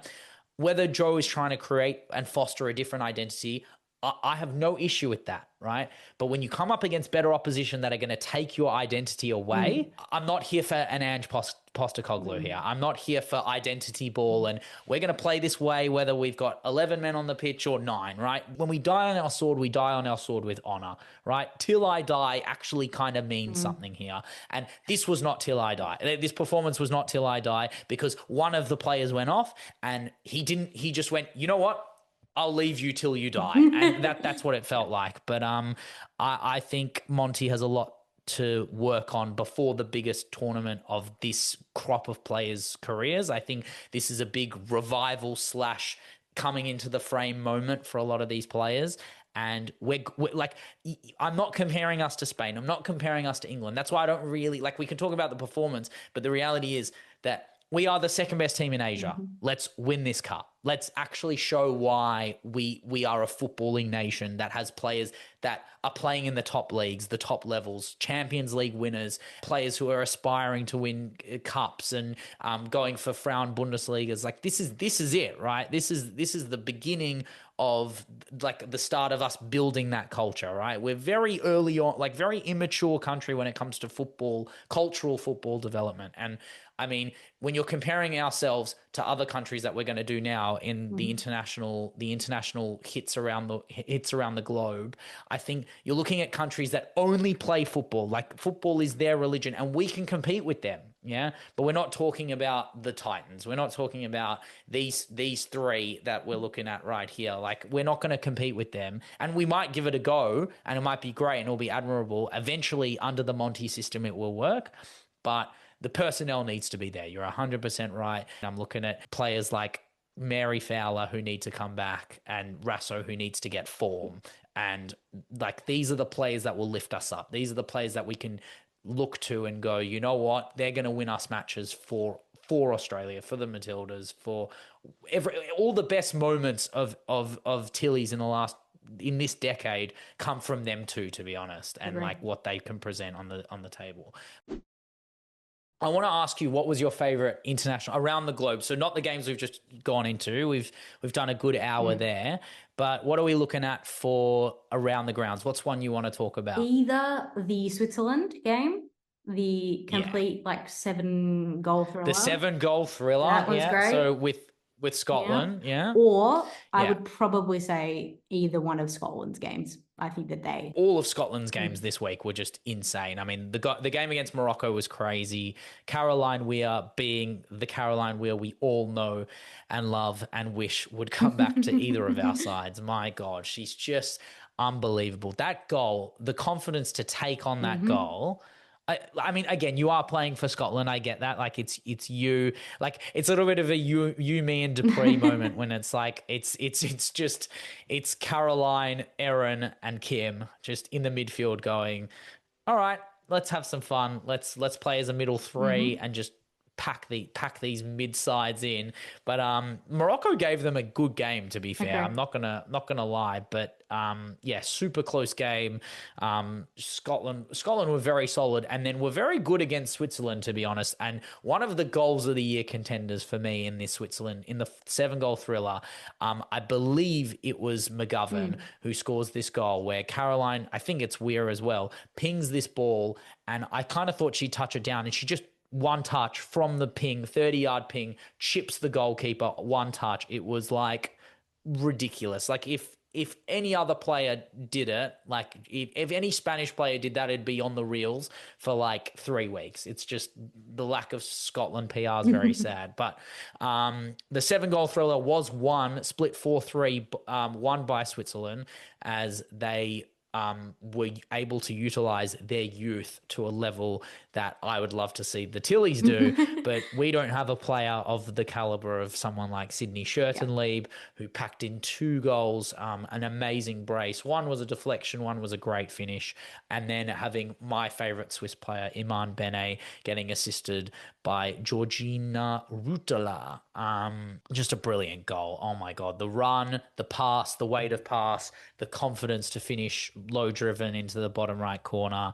Iman Bene is definitely wise beyond her years and shows it. She's just showing it every game that she's got something. I think it just proves what happens when you basically diversify your portfolio, right? It's different players. It's different players and different systems coming together under a cohort of Swiss generation, right? I mean, I would say that this is probably Switzerland's best chance of making a real stint at international football glory, if you like, however glory that would be, basically, getting out of a group stage in a World Cup or whatever it is. I think Switzerland right now are similar to some of the other teams that we'll come across. I think they're really placed right now in a really good position to come up against some of the heavy hitters. Yeah, and all of these like young stars and even like seasoned vets under the tenure of Pia the GOAT, honestly. Watching her on the sidelines, like every time they score, she's like so happy, so elated. Like she's like someone who makes you fall in love with football the way. What I love about Pia is, there's no discernible difference between her teams. She's not a tactical genius, but to me, she's a coach that comes in and does a job, a harmonious job. I mean, you talk about what many of the ex-USA players said during her gold medal run, which was she brought a culture to a team that was pretty broken. And I think that's what she's doing to Switzerland. I think fostering 100% a system that works. Yeah, you can't play the best football unless these players are happy doing it. And watching, I don't know, seeing Sydney and Bene celebrate their goal together, you're just like, okay, well, they're going to be fed for the next decade. Like this is your future, really. But unbelievable performance from Switzerland. We can move to Ireland, who ended up sealing a 4-2 win over Belgium, with Katie McCabe finally delivering a performance worth her name, because my God, she was, if you ask me, probably the best left back in the world last year. Had a really tough start to this season, and then she just moves a bit further forward in this game and decides to drop a 15-minute hat trick. Yeah. Well, this is just another example of Katie McCabe doing whatever the hell she wants in Ireland, because there is a system for Ireland apparently, and then there's Katie McCabe, and Katie McCabe runs the show. They may say everything before the 90 starts, but during the 90, it's all Katie. I think they look to her as a leader. I think they look to her as technically and tactically superior. I think she also is one of those like uniquely likable figures in the Ireland team where it's like she's endearing. Even in Arsenal, like outside of Arsenal, I think everyone just loves Katie McCabe. And it's funny because she's polarizing. Like she's got the personality and like expressive capacities of Chloe Kelly, but no one treats her like Chloe Kelly. No one goes like, oh, she's annoying, or she's just Katie McCabe. It's the Katie McCabe show, and everyone loves it because she's so authentically herself, and it shows in her football. And the best thing I can say about her when she plays for Ireland, this is what I like about her in comparison to Arsenal, is that she's actually the maverick. She is the talisman, the player you give it to when you need someone to do it. Like, she's taking pens, she could take the corners, she could take a 30-yard bomb, and none of the players will bat an eye, because that's what they want to do. They want to feed her, and she wants to feed them as well, which is really, really cool. The second leg, the doubleheader, was very nervous for Irish fans, as they were 2-0 down. Tessa Valler doing the business for Belgium, as she has done for a very long time. And then Ireland gets saved in the 90th minute, stopping it from going to extra time. Abby Dowrick with a fantastic goal to get them through, which is exactly what you'd want if you're an Irish fan. Seeing the future of your game come on and do the business, that's exactly what you want. I think, what was it, a Katie McCabe's 100th game? it wasn't a win, but it was a result at the end of the day, and that's all they needed. Doesn't matter. Yeah, exactly. The result is paramount when you're talking about aggregates, and I mean that's the thing, right? It's a different meaning to that game. That 100th game won't be looked at as, oh, she lost a 100th game. It's a moments sport. Japan have had an actually rough international break, to be honest. Losing to Norway 2-0 with the baby-faced assassin Signe Gopset scoring a brace.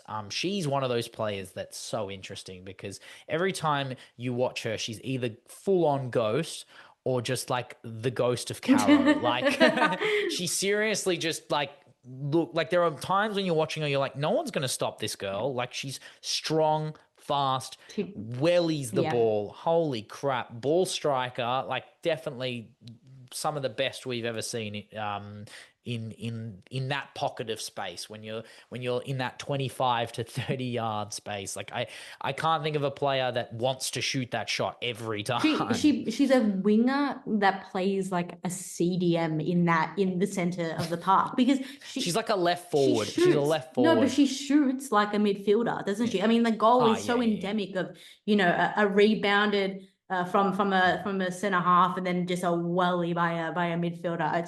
It's I think Boa Risa Gopset. Yeah.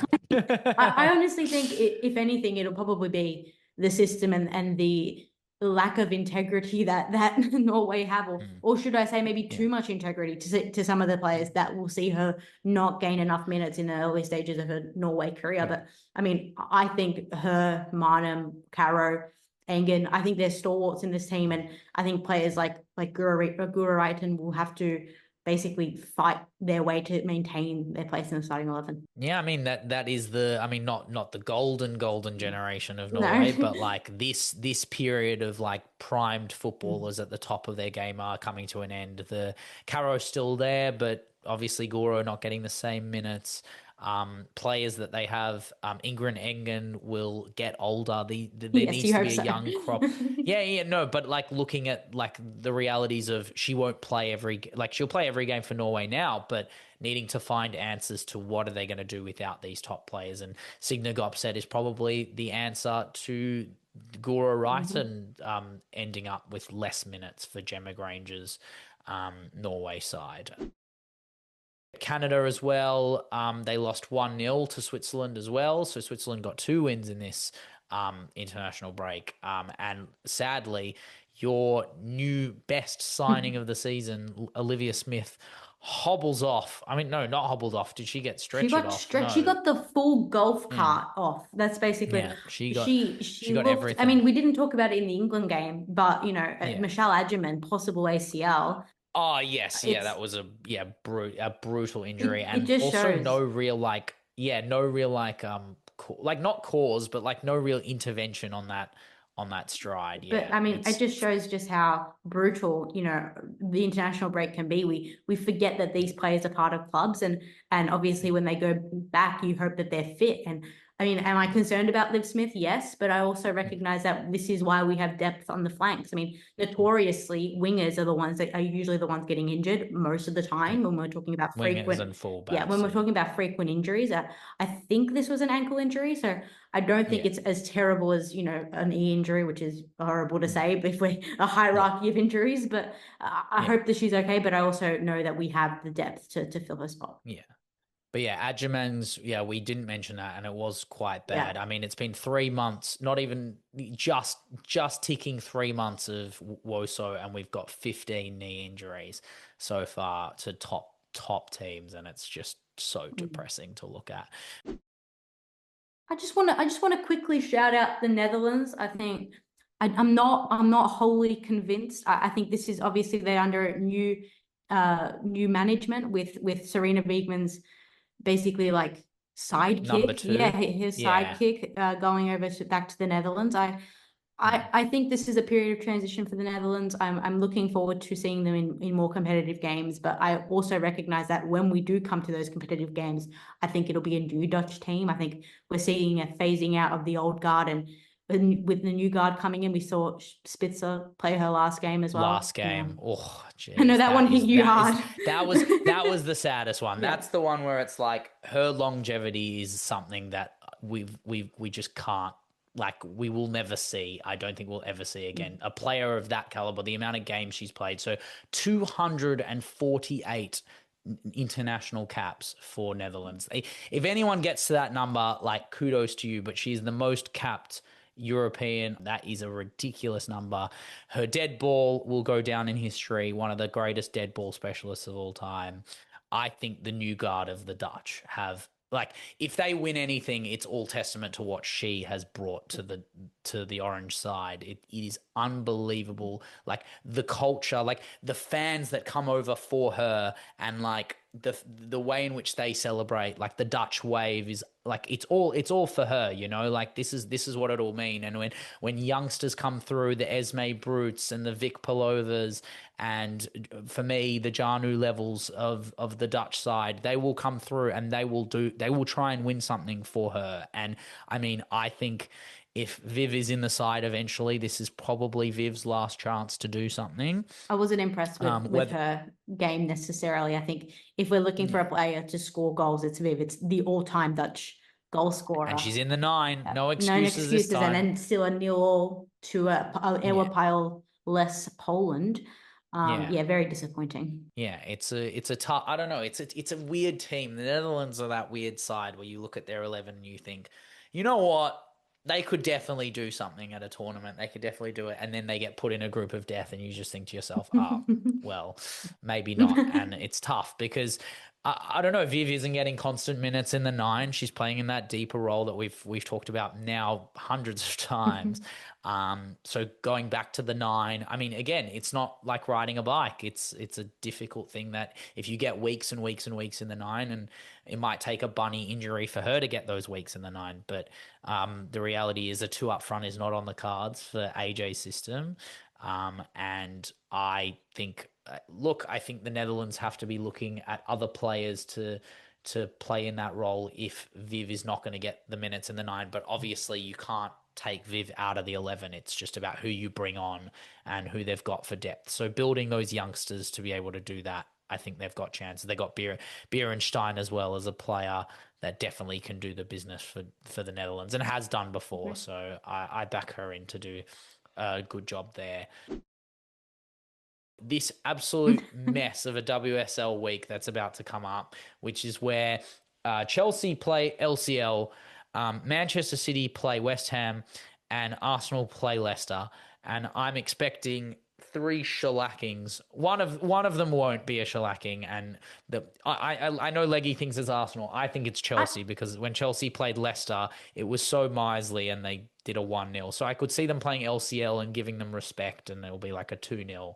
But it should be 4-0, 4-0, 5-0. The 3 of us should be schmeising it. I think it should be basically a representation of just the levels that you see in the WSL. It's basically the cannon fodder, the relegation fodder versus those in the Champions League, and bar you obviously, but I think your face. I think you are horrible.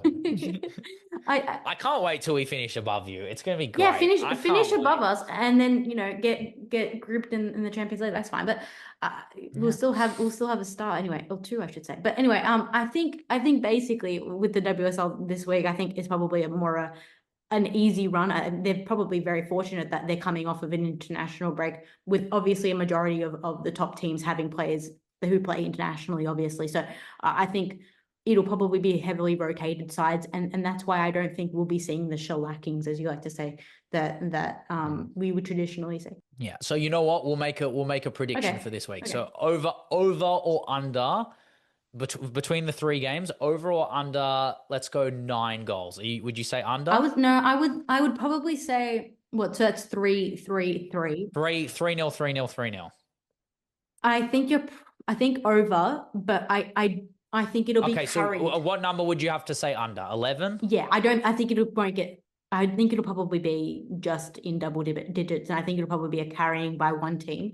I don't necessarily. Okay. I think it's So I'll go overs. Okay. So would you say 10.5? So you take 10 or below, Yeah, and I'll take sure. 11 and Okay. above. All Okay. right. If there's more than 11, stinker.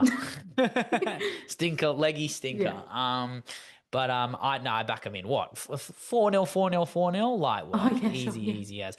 Fresh Bunny Shaw against West Ham, by the way. This is what I mean. This You'll is get going to be carried great by fun. your lot, and then my lot will win Yeah. 2-1. Like, Yeah, watch us win like 6-7-0, and then you go 1-0 and Chelsea goes 2-0, and then we end up with 10.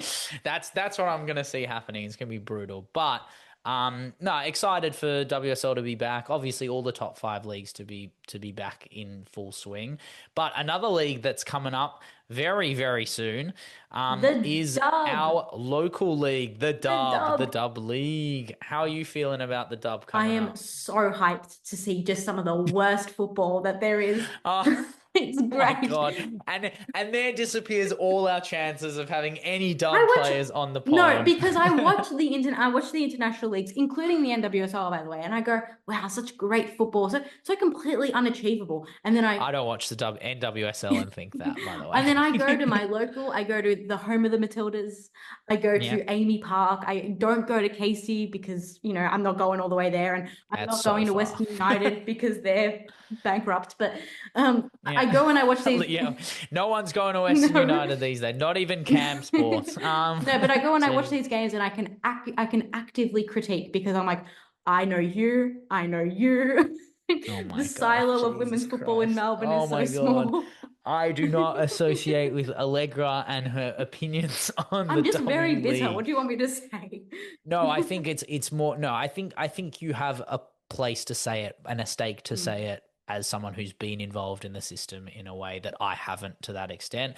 I think it's more not endemic of the players who have serious ambitions and want to work hard to be the best they are. It's a systemic issue where there is no investment in a sport that is ostracized from Australian community. I think it's disgusting the way how little it's subsidized in comparison to the unionist white Anglo-Saxon Protestant sports in this country.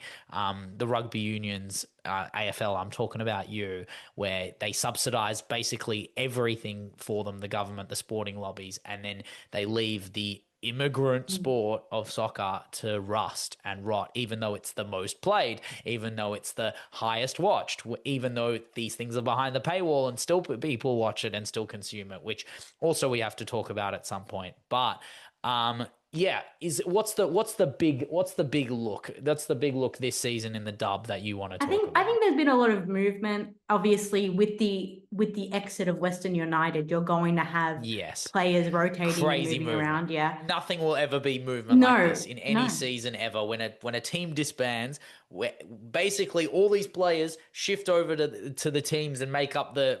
I mean, again, even this whole system with Western United has changed the facet of how we're going to look at the youth system for the next few years, as a bunch of senior crop players are now moving across. So it's going to be even harder to break into the W League with one less team and all these veterans that were there moving sideways to their respective clubs. And it's so weird. It puts the Dub in such a weird place as a development league, right? That we look to break into Europe.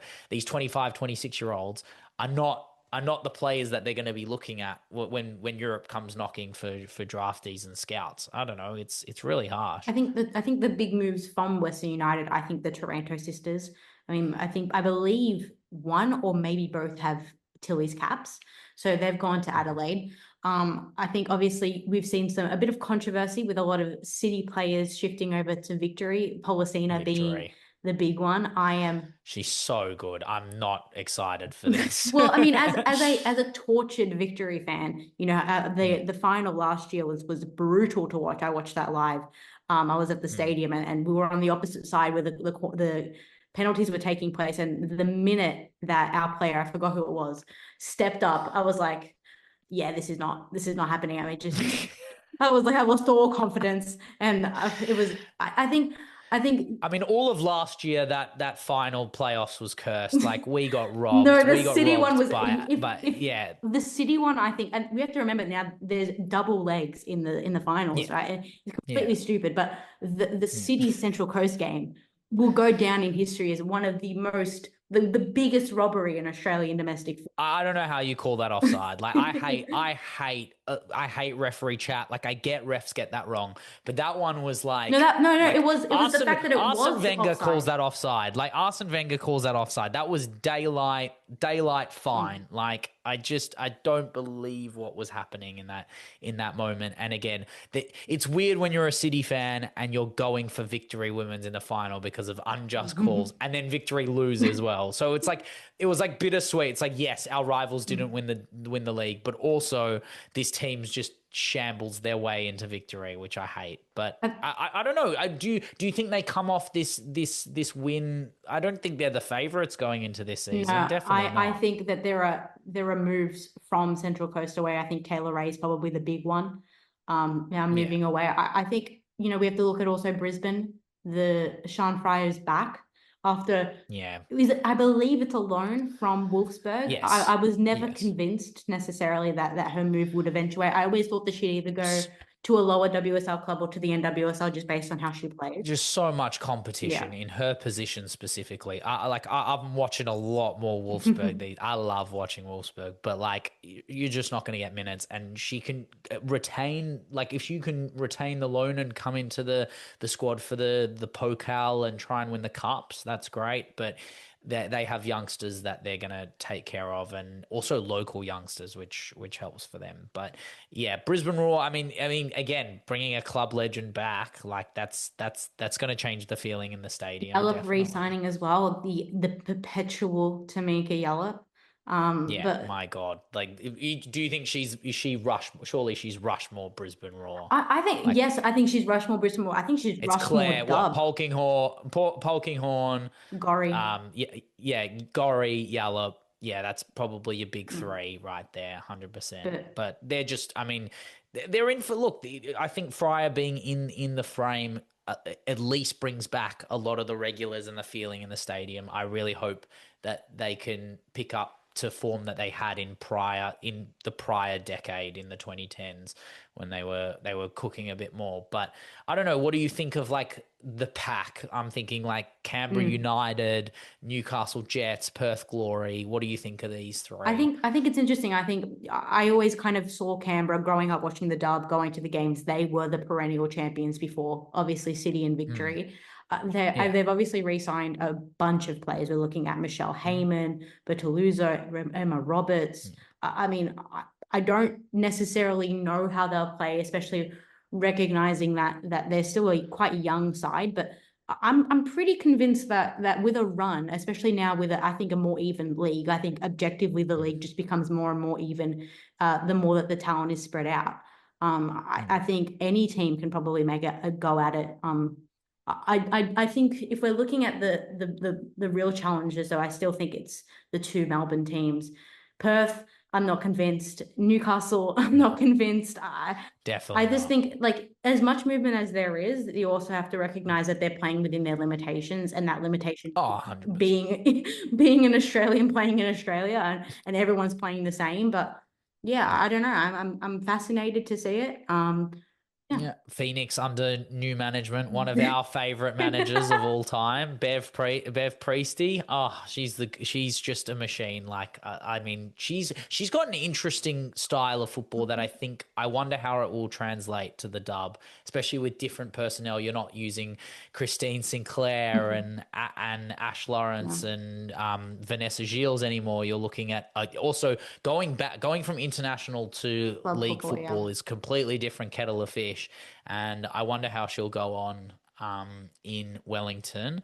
I wonder if she'll create a little bit of a fortress, because if you look at Bev's record when Canada were playing at home, like they had a very good record. So she likes facilitating a ground as a little bit of a fortress in that way. They are she is very miserly. I mean, we did ship them in that World Cup, but again, that was more like a moments game rather than what their representation was, because then they played us after the World Cup and beat us, right? So like definitely if she can foster an identity, maybe it'll be a new look Wellington. Well, hopefully she doesn't bring any drones in. That's I could say. Yes. I mean, I'm so excited that I want her to get a DJI sponsorship. It's not even that. I'm like the thing that I think lacks with dub ball is that there's no real like I don't think there's a culture.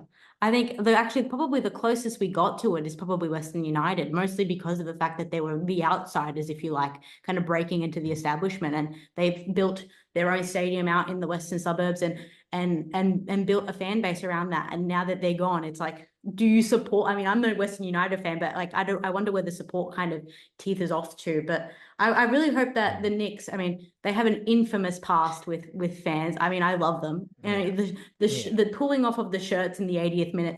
I mean, there are a lot of people's like second team as like a not Australian team. Yeah. Like you do look at them as like, oh, you know what? If my team's not going to win, then I'd rather the team from the outsiders to win. They are like, that's why I give Phoenix the pass in the terms of like they are their own culture because they're not like they're not Australian. Like really crazy geographically. No. But it translates to the football. It translates even to the Australians that play for the Knicks, right? It's different. But I mean, we didn't even talk about Sydney FC, who woeful, definitely woeful.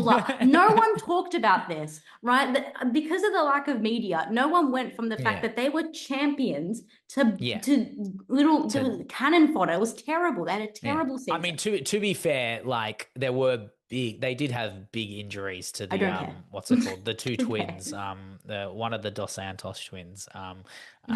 But yeah, look, they're a team that is young and they will develop. I don't know what the plan is for them. Obviously, no Courtney Vine, a lot of their players, their top tier players aren't doing the business anymore, and obviously moving around. It'll be an interesting first round coming up, starting tomorrow with Western Sydney versus Perth. Western Sydney, another just failure of an institution. I think they're one of the teams that pour the most into their women's team.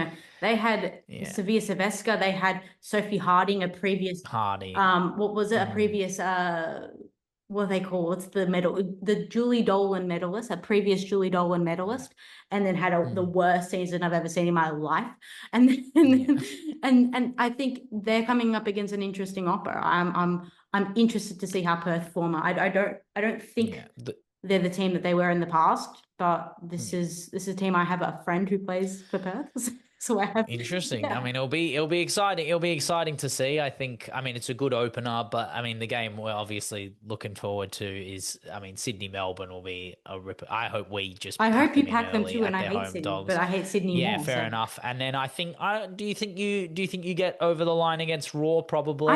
I think that'll be a tight match. Honestly, I think our signings probably get us over the line. I'd be a bit fearful about their signings, but I think the big game, honestly, is Central Coast Adelaide. I'm actually really I was gonna say I can see an upset here, to be honest. I can see Adelaide. I think Adelaide has big ambitions. The underdogs of last season. I mean, if it weren't for Victory having a great finals run, they would have been the team to face Central Coast. 100%. And Central Coast, I don't know, it could be a rude awakening. It could be a continuation of last year. We'll know very quickly on that Sunday afternoon. But that's all we really have for the Dub League, and we will have more as it continues at times for us that aren't horrible, that aren't 2 a.m. We're watching football all day round now because the Dub is back. Benchwarmers Awards. Allegra, never bench again. Who have you got? The baby face assassin, Gobset. It has to be Guro Wrighton. I appreciate you. I don't love you. I appreciate you for what you did for Norway. I love her. She's so good. She's a Chelsea player. So good. She's a Chelsea I know, but she's so good. Like, I appreciate her, but there's no place on the left wing. There's no place in the left back. There's not even a place for you in left midfield anymore because. But I've seen her play left back. It's so no, good. It's not. No, it's not. Don't lie. No, I think Gobset has to start now. I think it's the time, and I think that this will probably encourage also a move away from Norway to probably a big European team. Who would you put down? Where do you think? You know what? I see a move to Lyon. I just see it. I see it. Don't you see it? She ain't gonna get any minutes though. No, she ain't getting minutes. I can see it. It's her, Johannes. It's Brandt on the other side. It's the young guns that I think Michelle. Guro retires. Gobset enters. Yeah, the regen. Yeah, he takes the babyface Thompson's assassin. spot.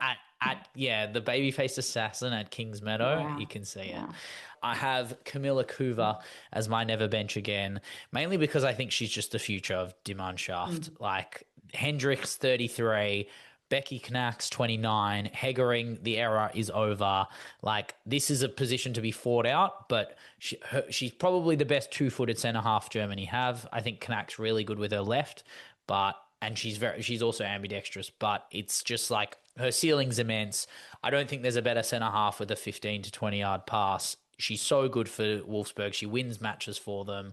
She's had a tough second leg in that France game, but she's just so quick to drop step, and her recovery is amazing. Shout out to Camilla, baller. My super sub, look, not technically a super sub, more like forced entry. Yeah. But I mean, how many times? I reckon if we have a list of any time, like of a player who's going to win super sub of the week more than anyone else, it's going to be her. It's obviously Klara Bühl, forced on by the Salma injury. And look, I wrote this in a whim. Like I wrote this bit politically. Like this is what I think of when Klara Bühl, like we're talking about the aura around her, the PR around her, not just for women who know and watch her all the time, but the men who now use her on Ultimate Team and think she's this god and go, oh, she's definitely not that good in real life. She is, right? She came on the field in the 27th minute, and every time, it doesn't matter what time she comes on, every time she comes on, right? She does this little hinge over, and she does these 4 strides when she runs on the field, and she swings her arms like a robot, and then she gives the room the eyes, and everyone at La Roja knows when is she going to get the ball and what's she going to do with it, right? It wasn't just the goals, but I mean, the goal was nuts, but the ability to get in the position she wants, her aggression in the press, she wants others to score and then others want her to score. It's probably the best combination of superlatives I can say about a person is that you have 11 superstars on the field, and then you come on and they're like, oh yeah, let's give it to her. Let's do that. Like she's going to run the show. And God, there is not many players I like watching more than Klara Bühl. I can't really say many. She's one of my favorite players. And I famously called her rise 2 years ago in our chat. You did. Who's better, Klara Bühl or Lauren James? I wonder who's winning that debate now. There was a time where that was a debate. It was a long time ago, but there was a time, and then she had a Champions League run where she scored 11 goals, right? And they were all off the bench. Like it's just serious. Like it's not even like the fact that she's on the bench is not a testament to the depth. It's a testament to when they know her best time to come on and just break open the game. Who's your super sub of the week? It's actually inspired by you. I was originally going to pick a Tilly's player, but then I awoke myself to realize, of course, I'm number one Tilly's hater. I can't do that. So it was. Who was the super sub of the week? We got a red card and no one came on. it was going to be Ali. It was going to be Ali for the first game. Yeah, fair enough. For the Wales game. She did quite well, but I can't do that. Chelsea and Tilly's. I'm never going to do that. But it was actually inspired by you, Clara Mateo. I mean, you called it in her coming on it, and I was a bit hesitant. I was like, I don't know, this Paris FC ball. I don't know if she can do it against the best, but she came on and she made immediate impact. And it sucks that France weren't able to use her for an extra time. They didn't obviously get that goal in the end to draw an aggregate. But I think if France had the opportunity to play her longer, I think she probably would have upset the basket more than she already did in the later stages of that game. Yeah. Oh, she's one of those players where I feel like defenders think they have her, and then she just ends up on the sheet. Right. Like there's nothing you can do. And then in France, it's a testament to how brilliant she is, because she's just a shark in a pond. Like she feasts so easy, and no one wants to get near her. Like she is so talented, multi-feet, multiple variations of how she can score a goal. Her head, her right foot, low driven, top bins. Like there's nothing off the table for Clara Mateo. Just come to City. Come to a side where you can just be a one club baller. I respect that. One club baller. At Paris FC, really. Man. Okay, sure. But our come on the pod, or our do you want to do mine first? Because I feel like yours we'll have a debate over. Mine quickly. It's Lani Kennedy. It's obvious. It's like you're coming in midfielder. You're not even playing for Kang FC London edition, and then you come and you try and face up against the balls that you're basically playing week in, week out, and you do a horrendous tackle in the first 20 minutes. It's quite obvious. You're never playing again. Yeah, it was, a bit of, I think it is like a sad state to see that. I just didn't think it was the right thing to do. I think I would have respected it more if you just let Leslie shoot, trust the keeps. I don't know. Like, it's not, no, she doesn't it's not trust, about, she does not trust Mackenzie Arnold. No, but it's not about Macca. It's about the precedent of keeping 11 players on the field for the first 45 minutes. It was just a bonehead play from a player who is regressing and not getting minutes for LCL. It's a tough watch. And she's someone who I loved watching at City as well. Like, there are moments where I loved watching her her 30-yard passes from deep into Kasparai and Alexandria on the left. Aerial threat. Her ability to nick a goal from deep. And then even when Tony G was whipping her up front late on in games, like she's definitely got like the hearts and the souls of the Tillies, very much of the ilk of like a player you want to succeed, but sometimes you just have to like acknowledge that players get older and time beats everyone, right? And speaking of time beats everyone, so look, come on the pod. There were so many options this week. I could have gone for the Nations League, UEFA as a whole. Just 2 legs for every game is ridiculous. Women play enough games, men play enough games. Just lessen the games, guys. Like, I get you have money to make, but this is ridiculous. 2 legs for a final is a joke. That should never exist. Yeah. Then I could have gone for Paramount, putting my national team behind a paywall, which used to be illegal. It used to be illegal in Australia to put your national division teams in any sport behind a paywall, and now Paramount's bought everything out and destroying my life. That I have to pay to watch my national team get packed in by our Commonwealth colonizers. Yeah, Jesus Christ. It felt like a first fleet, to be honest, that win. But honestly, on the bench at Angel City, Elizabeth Eddy, 34-year-old, way too much time on the bench, because you had the capacity to write a dossier, capital D, capital O, Ossier. My Jesus Christ. You know what? Come on the pod. I fucking dare you. Yeah. And for anyone who doesn't know, Elizabeth Eddy put on her X a bunch of propaganda slop about saving the W in the NWSL, as if women are under attack. Women, by her definition, being women who are assigned female at birth, obviously being exclusionary to trans women or even DSD women who currently exist in the league as a whole. Obviously blowing out of proportion a social issue that has been categorized as probably one of the most polarizing issues in the United States as a whole, with college sport. Everyone yapping about trans athletes in college sport. Just letting you guys know that there are 510,000 college athletes around America, and 10 of them are trans. Yeah, biggest issue in the world. We're talking about 10, not 10 soccer players, not 10 athletes across 40 or 60 different sports. Yeah, it is the most disgusting, moral filth, this idea that you as a footballer have any stake or any expertise on an issue just because you play the sport is a disgrace. And then hiding behind the idea that diversity and safety and inclusion comes with excluding people who identify as women. As someone who's non-binary, who's only in women's sport as a safe haven to work with, to train athletes, to train women, to train anyone who identifies as a woman or non-binary in a space that isn't comfortable in a male sport. That's what women's sport is about, right? It's about not ostracizing. It's about not alienating and denigrating people who identify as women or not men who are able to seek pleasure in professional women's sport. It's about coming together, and it shows that there was. I'm glad that the online discourse. I'm glad, firstly, that no one was able to respond to a tweet. So full on coward to be able to do that. But the retweets were fucking beautiful, because like people using Kasparai touching her trans flag badge, people going, I don't give a shit. Like, I honestly, I want Barbara Banda to run her over in a game, to be honest. Like she'd rip her apart, and she's been one of the best players in the NWSL for the better part of half a decade, and I definitely can tell you Barbara Banda would have nothing nice to say to you after comments like that, as someone who is a DSD athlete and is an amazing female role model, and also is an idol of mine, even though like I have no connection to her, but her position in the sport shows that you can be whoever you want to be in women's sport.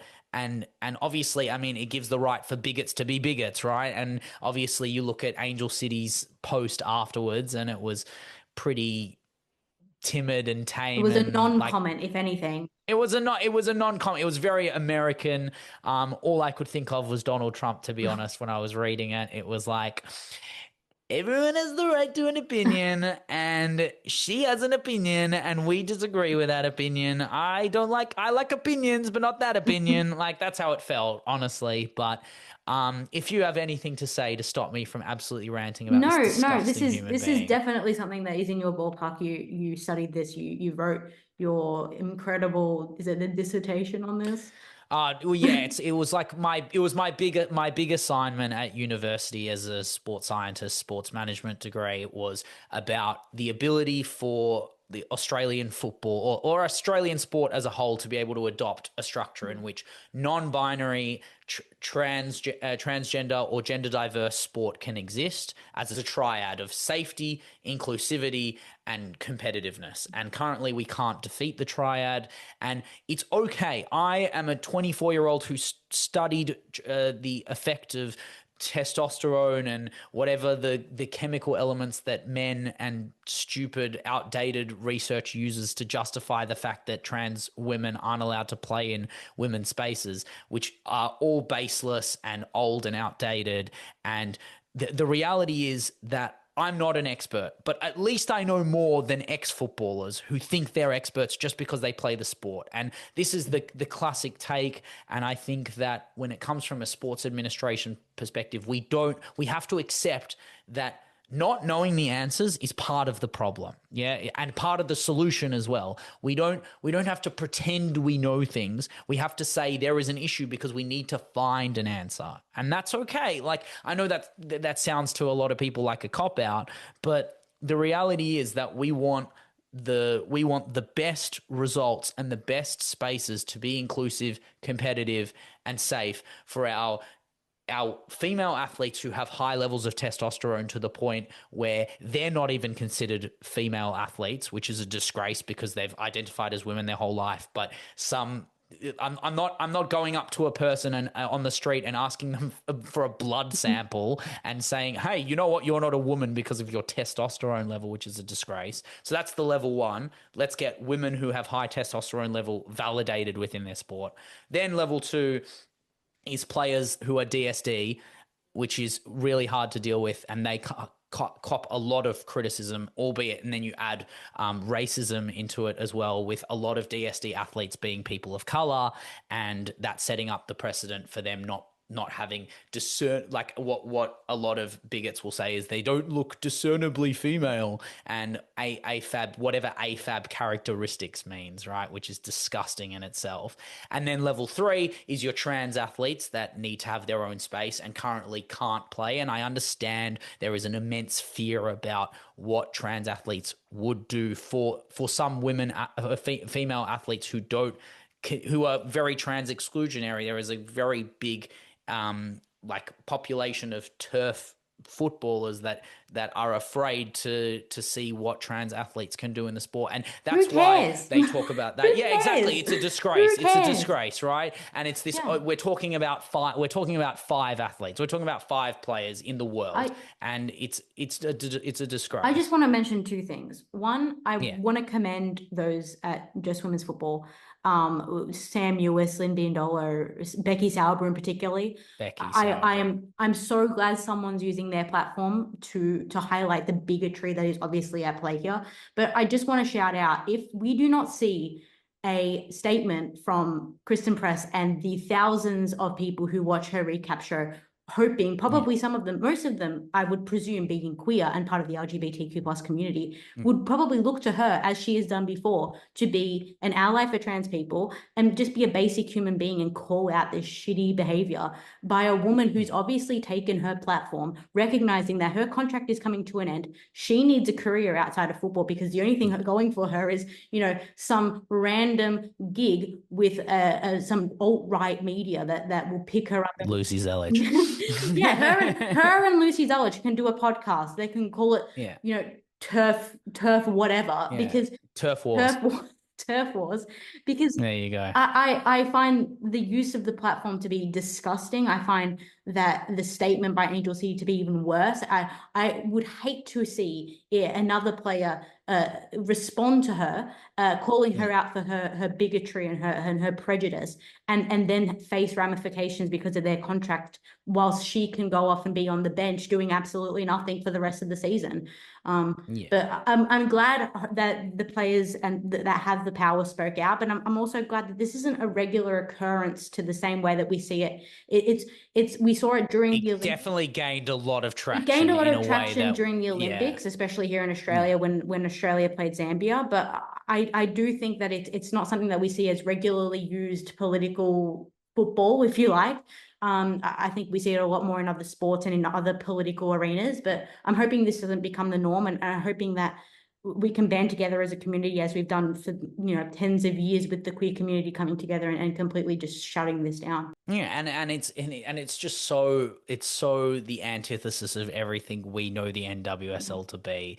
Like, this is a group of people that is largely adopted by LGBTQIA SB fans. Like, just recognize your audience. Obviously, she's riling up for the sake of riling up, and any publicity is good publicity, but it goes beyond trans exclusionary radical feminism, right? It's like, again, I mentioned those three levels. The fourth level is non-binary athletes, right? How do you feel, like, as someone who's non-binary, there is no space for me to play sport safe at all right now. There's currently, like, this is why I work in S&C, this is why I work in administration, this is why I love being around sport, but I'm afraid to play it, is because I can't be me on a field unless it's in all gender game spaces, and there aren't many of those, and the ones that do exist, I commend them for that, and it's amazing, but they're not professionalized or competitive in the same way that aspiring non-binary athletes who are there. There's one known Australian non-binary athlete. They're a goalkeeper, and they are doing amazing stuff. But again, they identify as a woman for the basis of being in the league, right? That's how it works. And it's very dehumanizing. It's very otherizing, and it becomes a conversation where this conversation isn't about the NWSL. She's using the NWSL as a latch, as a safe haven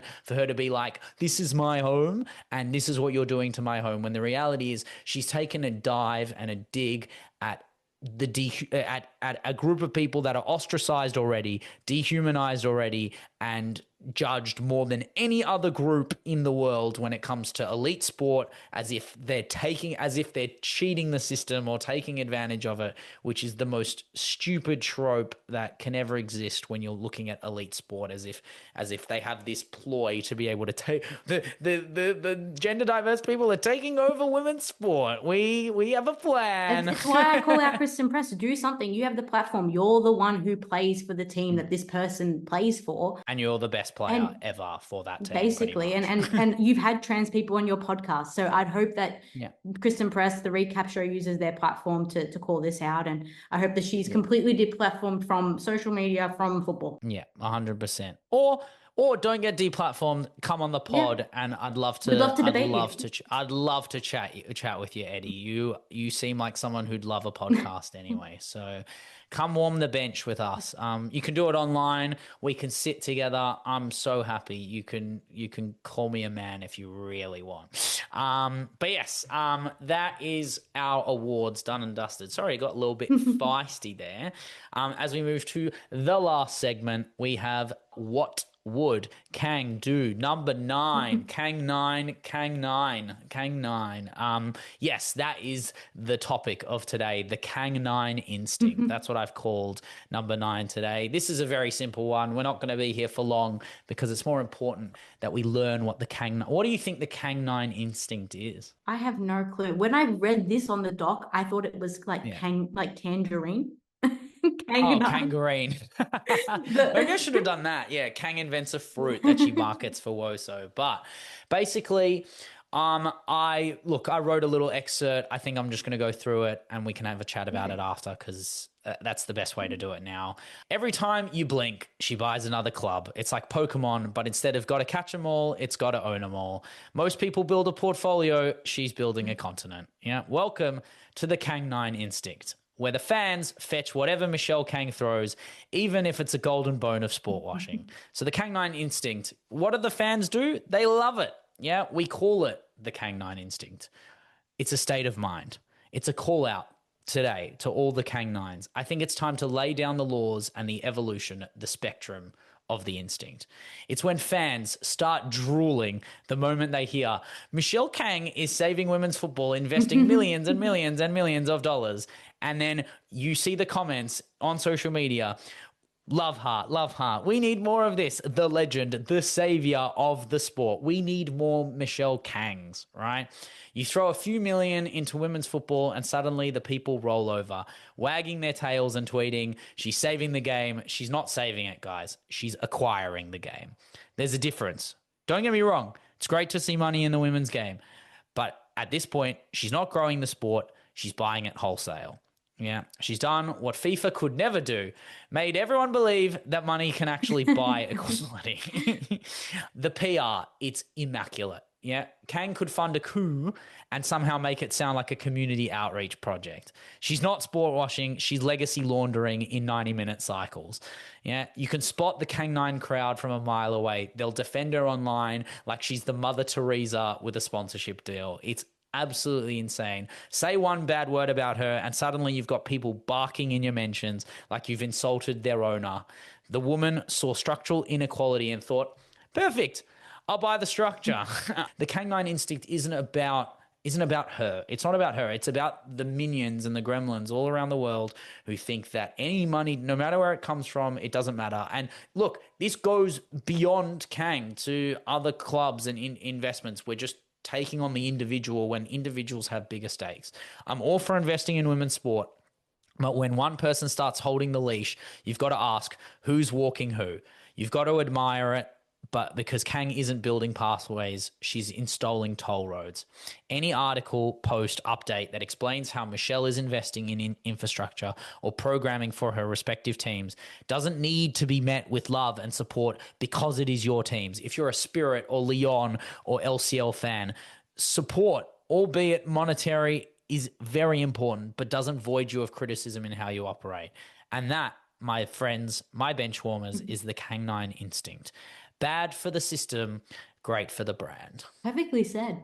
Perfectly said. Yeah. You've summed up everything. I think I think the PR is insane.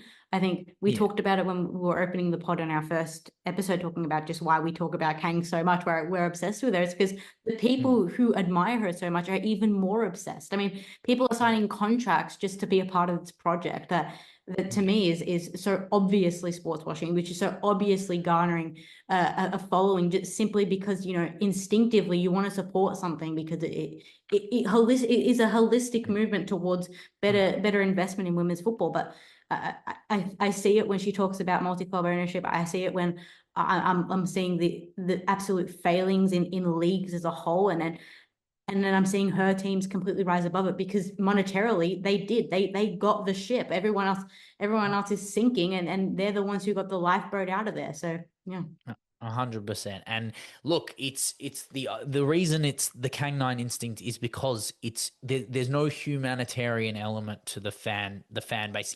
You're not justifying her existence from a humanitarian element. You are just saying money in football, in women's football, is good no matter where it comes from. And The reality is that there are bad faith actors around. Your team has Emirates, my team has Etihad, Chelsea have Clear Lake, and Barcelona have I don't actually know it. Barcelona have no money. They have no money. There's no Real Madrid have Perez money, right? Fascist money. It's not fascio money, right? It's not good places. I'm not comparing them. This isn't a comparison. This is about an individual who has more stake in football than anyone else. Yeah, we don't have this. We don't have this in really any other sport since. I mean, for all your Australian sport heads out there that know this, if you know this and WOSO, but great for you. But Kerry Packer buying cricket in the 1980s, World Series cricket, that's like the beginning, what they consider the beginning of commercialized Australian sport. This is a level where we're getting a financial takeover in a way that you only see in FIFA on career mode. Like, this is a fun career mode where you get 3 clubs. And look, you can argue that Leon's success is actually quite marginal under Kang, and that they were better before her. Well, I would say a lot of the projects. I mean, how much success have Washington got? How much success limited our experience with it, but with LCL? I mean.